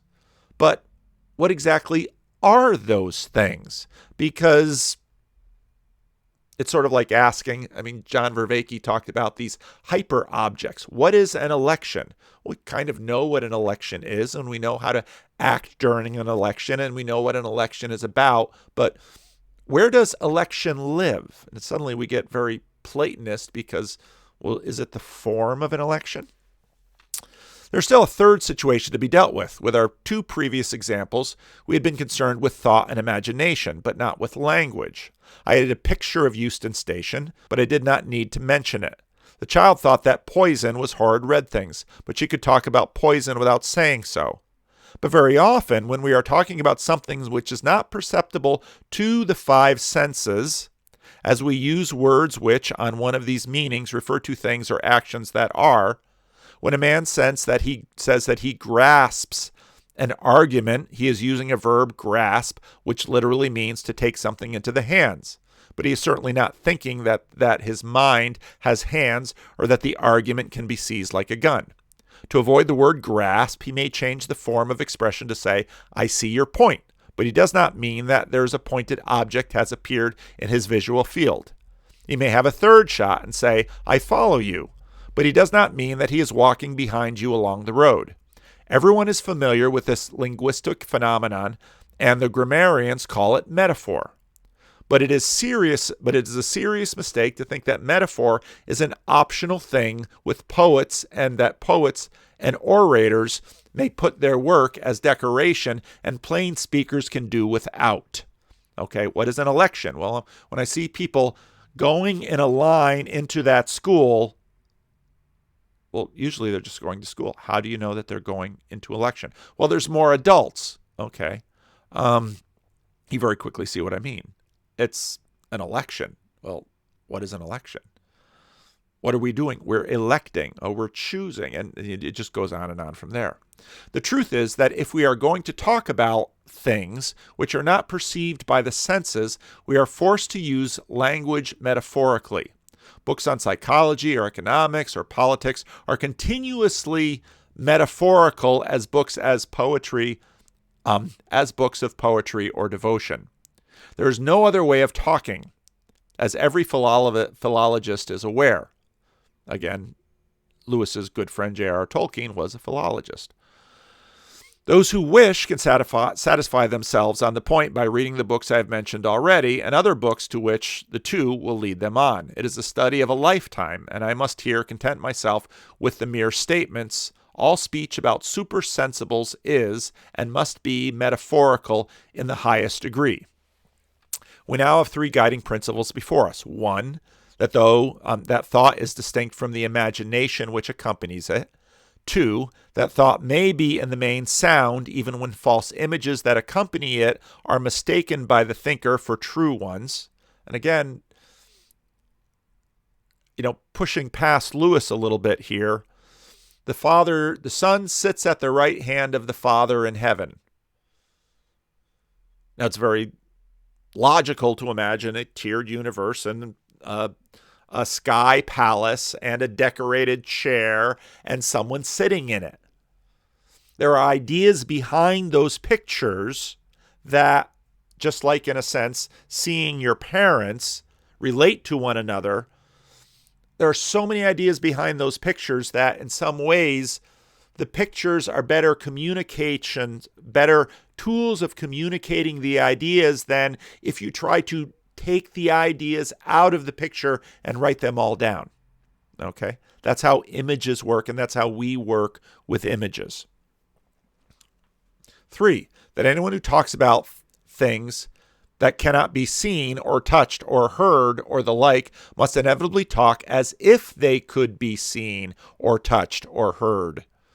For example, must talk about complexes or repressions as if desires could really be tied up in bundles or shoved back, or of growth and development as if institutions could really grow like trees or unfold like flowers, of energy being released as if it were an animal let out of a cage. And again, we use these words and we don't think about them as metaphorical extrapolations of a very sensible world we live in because we're just so used to using them in that way. These words are very sloshy.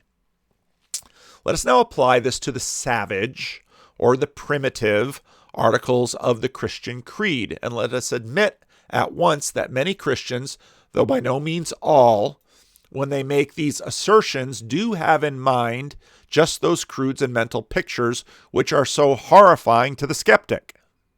When they say that Christ came down from heaven, they do have a vague image of someone floating or shooting or floating downwards out of the sky. When they say that Christ is the Son of the Father, they may have a picture of two human forms, one looking rather older than the other. But we now know that the mere presence of these mental pictures does not, of itself, tell us anything about the reasonableness or absurdity of the thoughts they accompany. If absurd images meant absurd thoughts, then we should all be thinking nonsense all the time. And think about that. If absurd images meant absurd thoughts, I grasp your idea. That's an absurd image, but it's not an absurd thought. The Christians themselves make it clear that the images are not to be identified with the things believed. They're related and associated, though.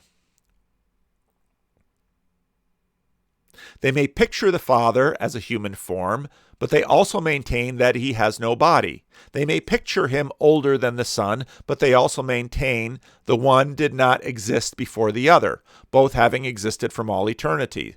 I am speaking, of course, about Christian adults. Christianity is not to be judged from the fancies of children any more than medicine from the ideas of little girls who believe in horrid red things. At this stage, I must turn aside to deal with a rather simple-minded illusion. When we point out what the Christians mean is not to be identified with their mental pictures, some people say, in that case, would it not be better to get rid of the mental pictures and of the language which suggests they do so altogether? And I think in some ways that's what Carl Benjamin is looking for. Let's get rid of all these stories. Well, okay, well now we've learned that, well, the mythology is important. So let's keep the mythology, but let's just really insist on people keeping it mythological and keep reminding so they can keep divorcing this stuff. Well, okay, so then, really beat up on the people who got upset by the fact that I said, well, when I read Genesis 1, it's sort of a table and a bowl and water above and water below. And, they really bristle at that. And I should be really upset with them and try to train them. Whereas I think, no, leave them alone. They'll be fine. So the idea is, well, let's get rid of all those other mental images and just have the pure thing. But this is impossible. The people who recommend it have not noticed that when we try to get rid of man-like, or as we would call anthropomorphic images, they merely succeed in substituting images of some other kind.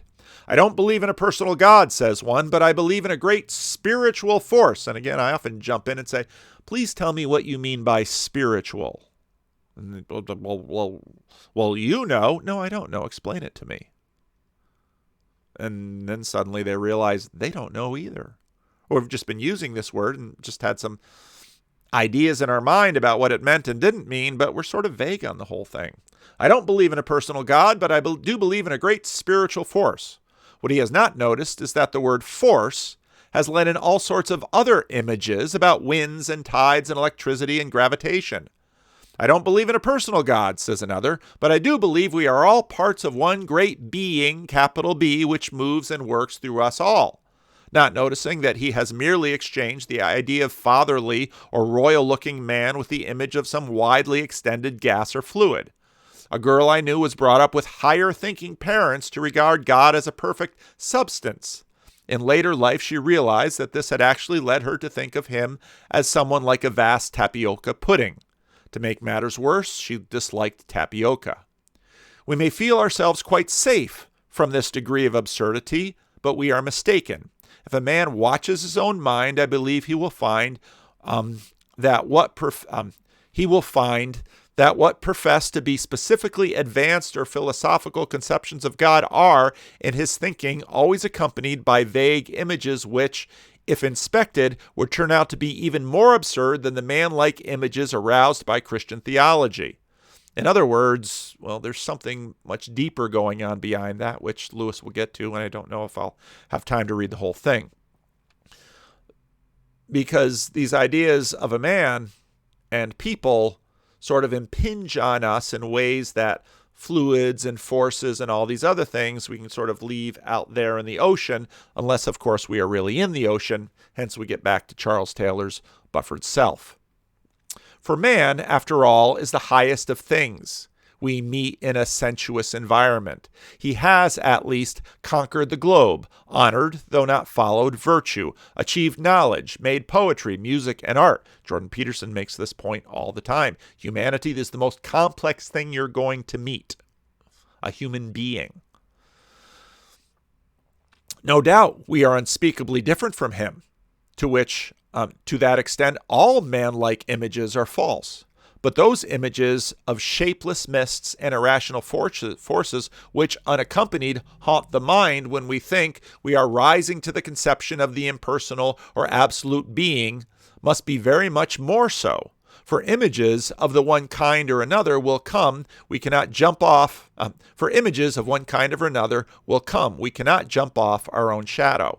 In other words, what happens when we think of the force? Well, why do we really like thinking about the force? Because I am more complex than the force. And even if you imagine that human agency is an illusion, or human agency is somehow emergent from all of these properties, this force inside of me, which is me, is more complex than the water, so I can go to the bathtub and move the water. Why do I want to imagine God as a force? So I can wield him just like I wield water or I wield air by blowing it out of my mouth. Maybe that's why I want God to be impersonal. As far then as the adult Christian of modern times is concerned, the absurdity of the images does not imply absurdity of the doctrines. But it may be asked whether the early Christian was in the same position. Perhaps he mistook the images for true ones, and really believed in a sky palace or the decorated chair. But as we have seen from the example of the horrid red things, even this would not necessarily invalidate everything that he thought of on these subjects. The child in our example might know many truths about poison, and even in some particular cases, truths which a given adult might not know. If you go into the child's house and the child says, "Don't do this because it's bad," the wise adult would stop and listen. They might ask the child some questions. Why is that bad? Because mommy said so. Well, what kind of person is mommy? Suddenly you get into that realm. We can suppose a Galilean peasant who thought that Christ had literally and physically sat down at the right hand of the Father. If such a man, we can take a chariot up into the sky and find him. So then suddenly when you have airplanes or rockets, we go up into the sky and say, "Ha, no God, they were all wrong." Well, that's exactly the point that Lewis is wrestling with here. If such a man had then gone to Alexandria and had a philosophical education, he would have discovered that the Father had no right hand and did not sit at the throne. It is conceivable that he would regard this as making any difference to what he had really intended and valued in the doctrine during the days of his naivete. For unless we suppose him to have not only a peasant but a fool, which are two very different things, physical details about a supposed celestial throne room would not have been what he cared about. What mattered, and this is exactly it. Well, Jesus sits at the right hand of the Father. Read the opening of the book of Revelation. Well, he's holding these 7 stars in his hand. What does that mean? You have to understand what they assume the 7 stars to mean. And he holds 7 lampstands. What does that mean? In other words, you have all of these pictures. What do the pictures mean? And what do we care about? Well, if Jesus holds the 7 stars and I pray to Jesus and I have some assurance he can listen to my prayers, the room is incidental, because what I really care about is, and I have to use other metaphors, control over the events of my life, the very physical events of my life. What matters must have been the belief that a person whom he had known as a man in Palestine had, as a person, survived death and was now operating as the supreme agent of the supernatural being who governed and maintained the whole field of reality. And now again, even in Lewis's sentence, the whole field of reality. All those words, you can't get away from these supersensibles using words like this.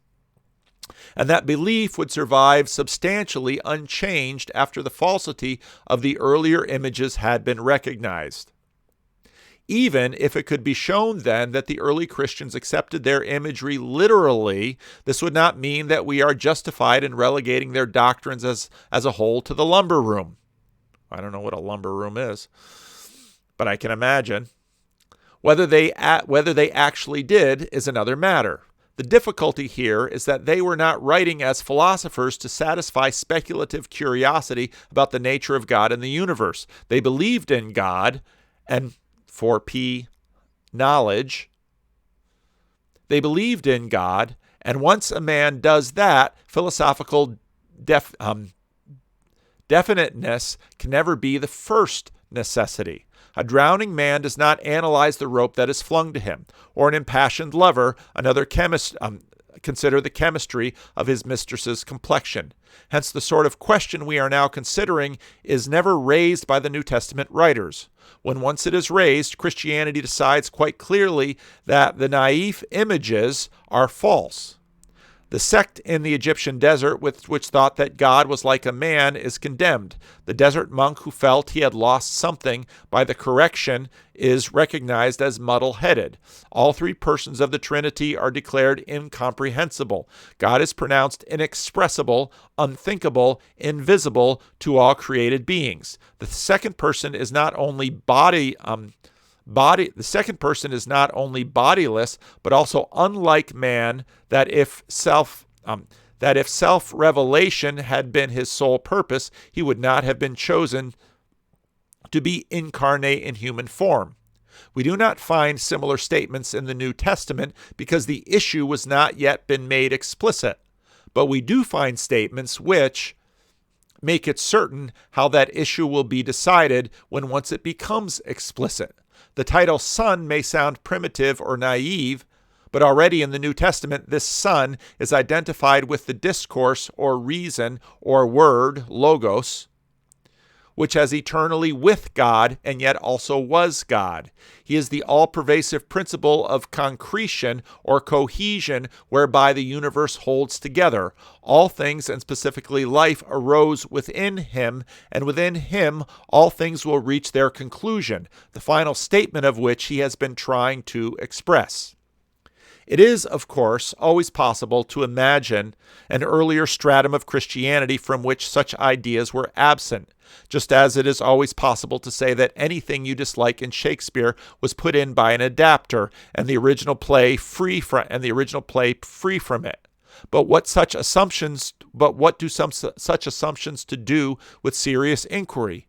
And here the fabrication of them is specifically perverse, since even if we go back to Christianity and to Judaism itself, we shall not find the unambiguous anthropomorphisms or man-likeness we are looking for. Neither, I admit, shall we find its denial. We shall find, on the other hand, God pictured as living above in the high and holy place.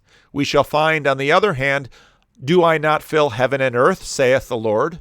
We shall find that in the Ezekiel's vision, God appeared, notice the hesitating words, in the likeness as the appearance of man. But we shall also find the warning, take ye therefore good heed unto yourselves, for ye saw no matter of similitude on the day that the Lord spake unto you in Horeb out of the midst of the fire, lest ye corrupt yourselves and make a graven image. Most baffling of all to the modern literalist, the God who seems to live locally in the sky also made it. He's agent and arena. The reason why the modern literalist is puzzled is that he is trying to get out of the old writers something which is not there. Starting from a clear modern distinction between material and immaterial, he tries to find out which side of that distinction the ancient Hebrew conception fell.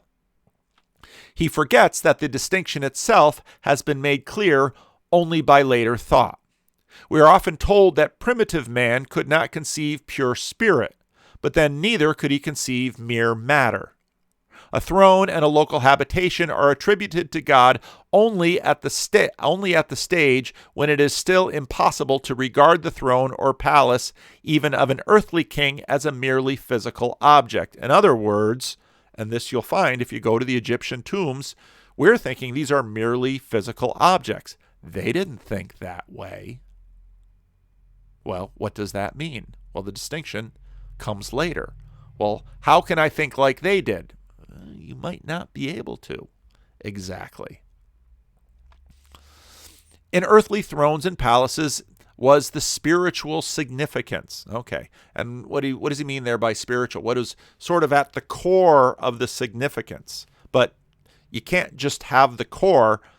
It's got to somehow be embodied some way, either in the metaphor and language or some other means.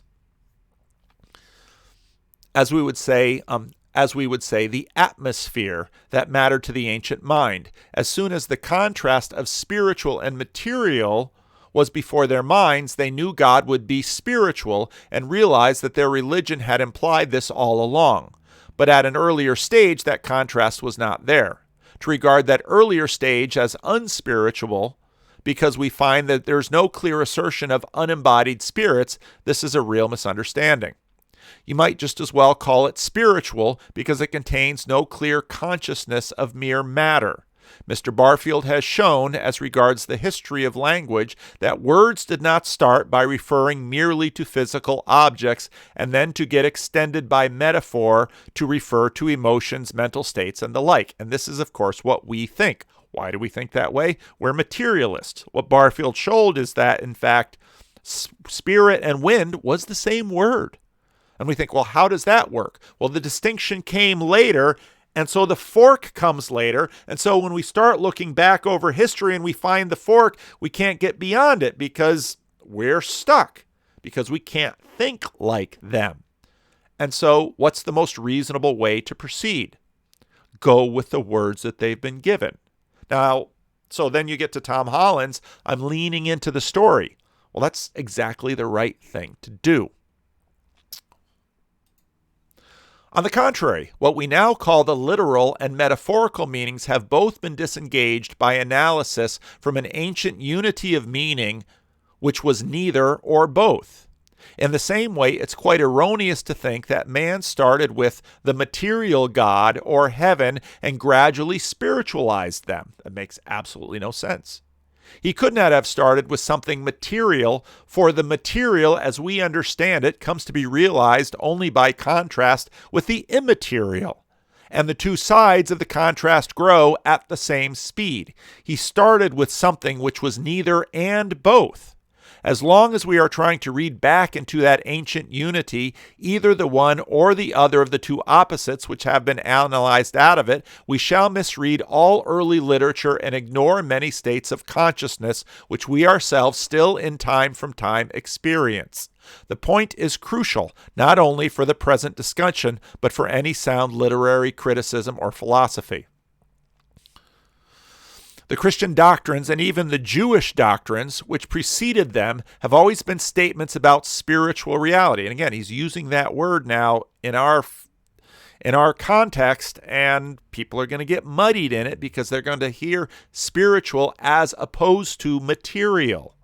But remember, it's all one thing for them. Not specimens of primitive physical science.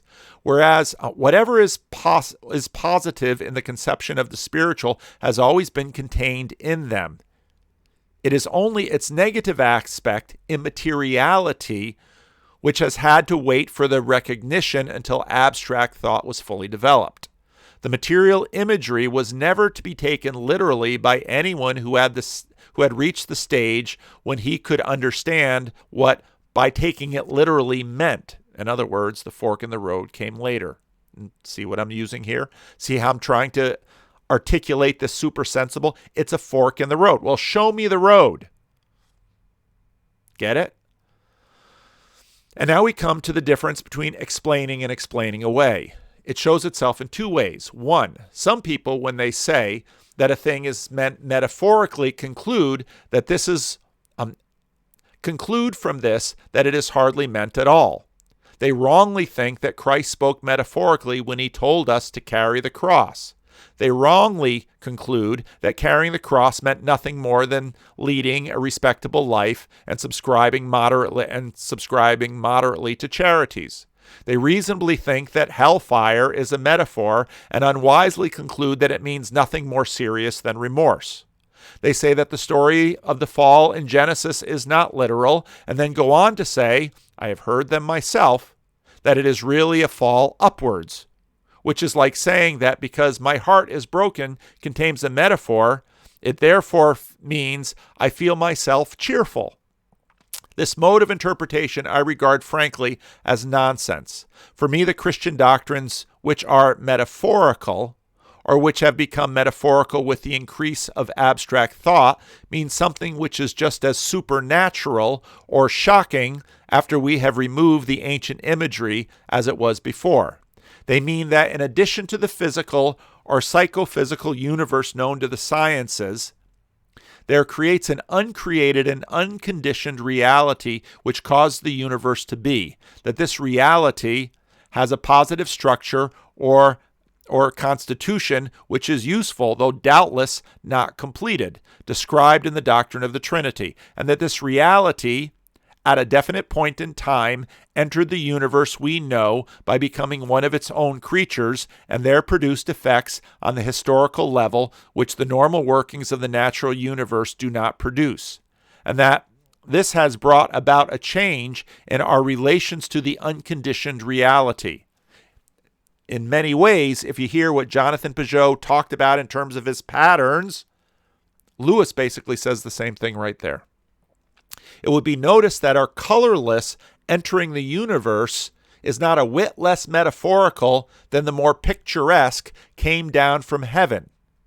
We have only substituted a picture of horizontal or unspecified motion for one of vertical movement. And every attempt to improve the ancient language will have the same result. These things not only cannot be asserted, they cannot even be presented for discussion without metaphor. We can make our speech duller, we cannot make it more literal. These comments concern two things: the supernatural, unconditioned reality and those events on the historical level which its eruption into the natural universe is held to have produced. The first thing is indescribable in literal speech, and therefore we rightly interpret all that is said about it metaphorically. But the second thing is a wholly different position. Events on the historical level are the sort of things we can talk about literally. If they concurred, they are perceived by the senses of men. Legitimate exclamation degenerates into muddled or dishonest explaining away as soon as we start applying to these events the metaphorical interpretations which we rightly apply to the statements about God. In other words, well, the resurrection is a metaphor. Well, the difference between the resurrection as a metaphor and Jesus walked out of the tomb and Thomas touched his side and his hands, there's a big difference there. The assertion that God has a son was never intended to mean that he is a being propagating his kind by sexual intercourse. Hence, we don't have God the mother.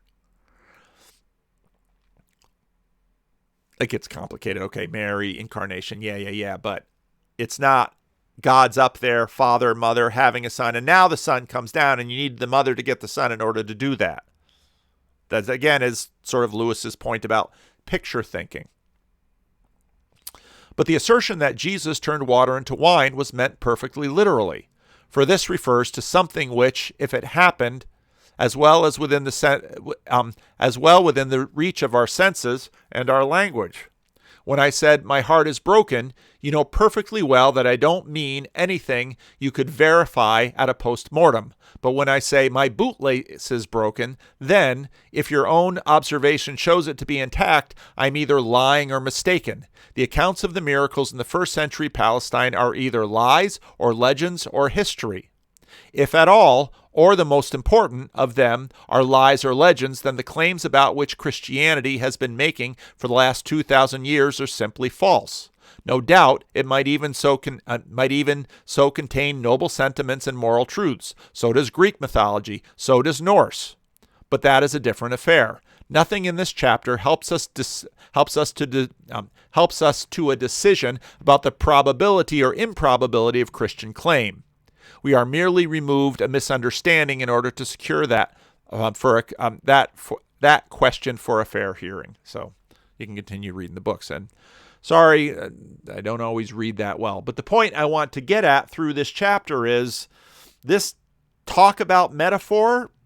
We need to up our resolution on it and think about what is going on. Now, someone like Carl Benjamin will look at perhaps these stories and say, well, I don't believe they really happened. Well, what do you mean by really?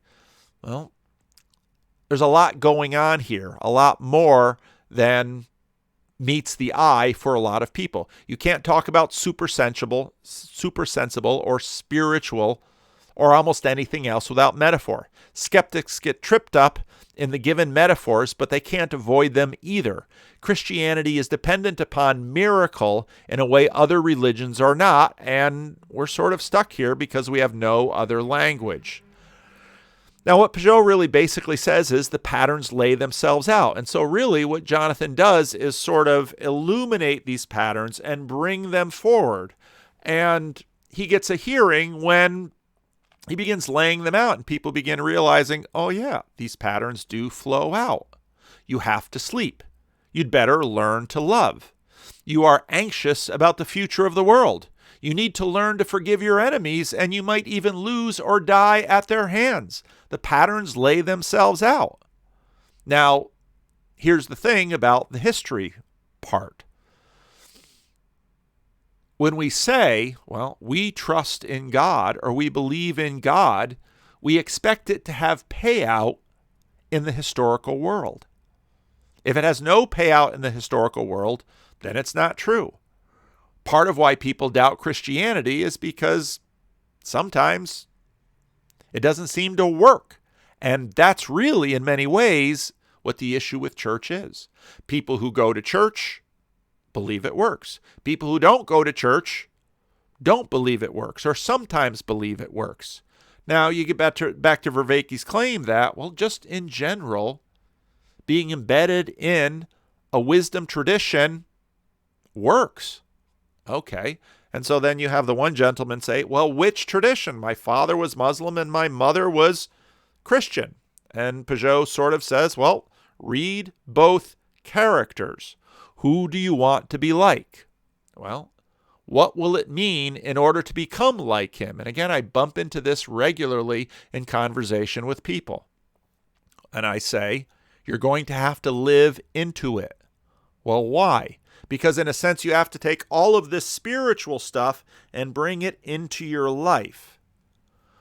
Well, then I'm going to have to really believe it. Yeah. But that's the point.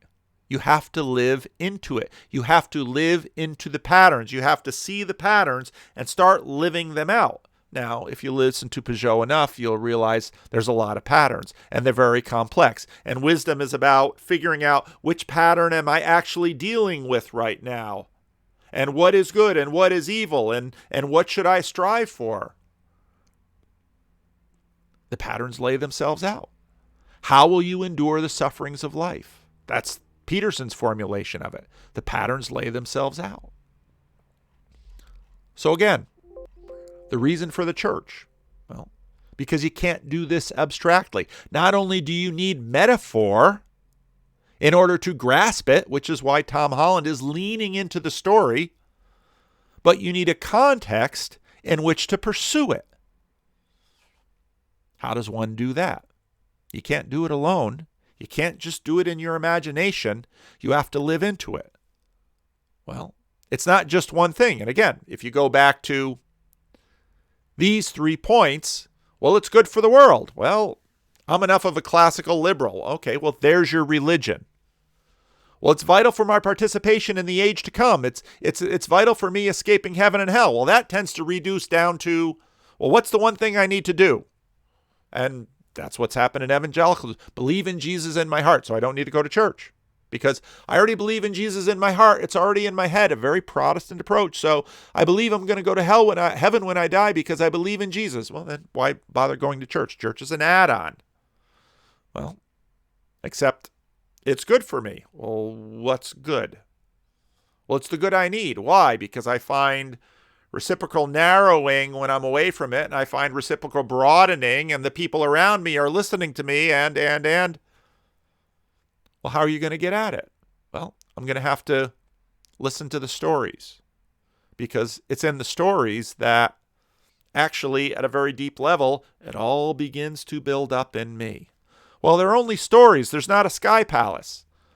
Well, there's something that the sky palace is describing symbolically. Well, how can I interact with it? Well, you're probably going to interact with it in the symbolic world. Oh, you mean Jonathan Peugeot's world? No, his symbolic world is pointing to that world. Well, what if I don't believe Jesus rose from the dead? Okay. Well, fair enough. Probably most of us don't believe that as much as we should, because this believing thing is also kind of complex, and that the believing language is sort of getting a handle on. So yeah, but that's what the church is for. And finally, you're only going to go to it if you really believe it's doing any good. So I'm out of time. Hope this was helpful. We'll see. I'll post it tomorrow.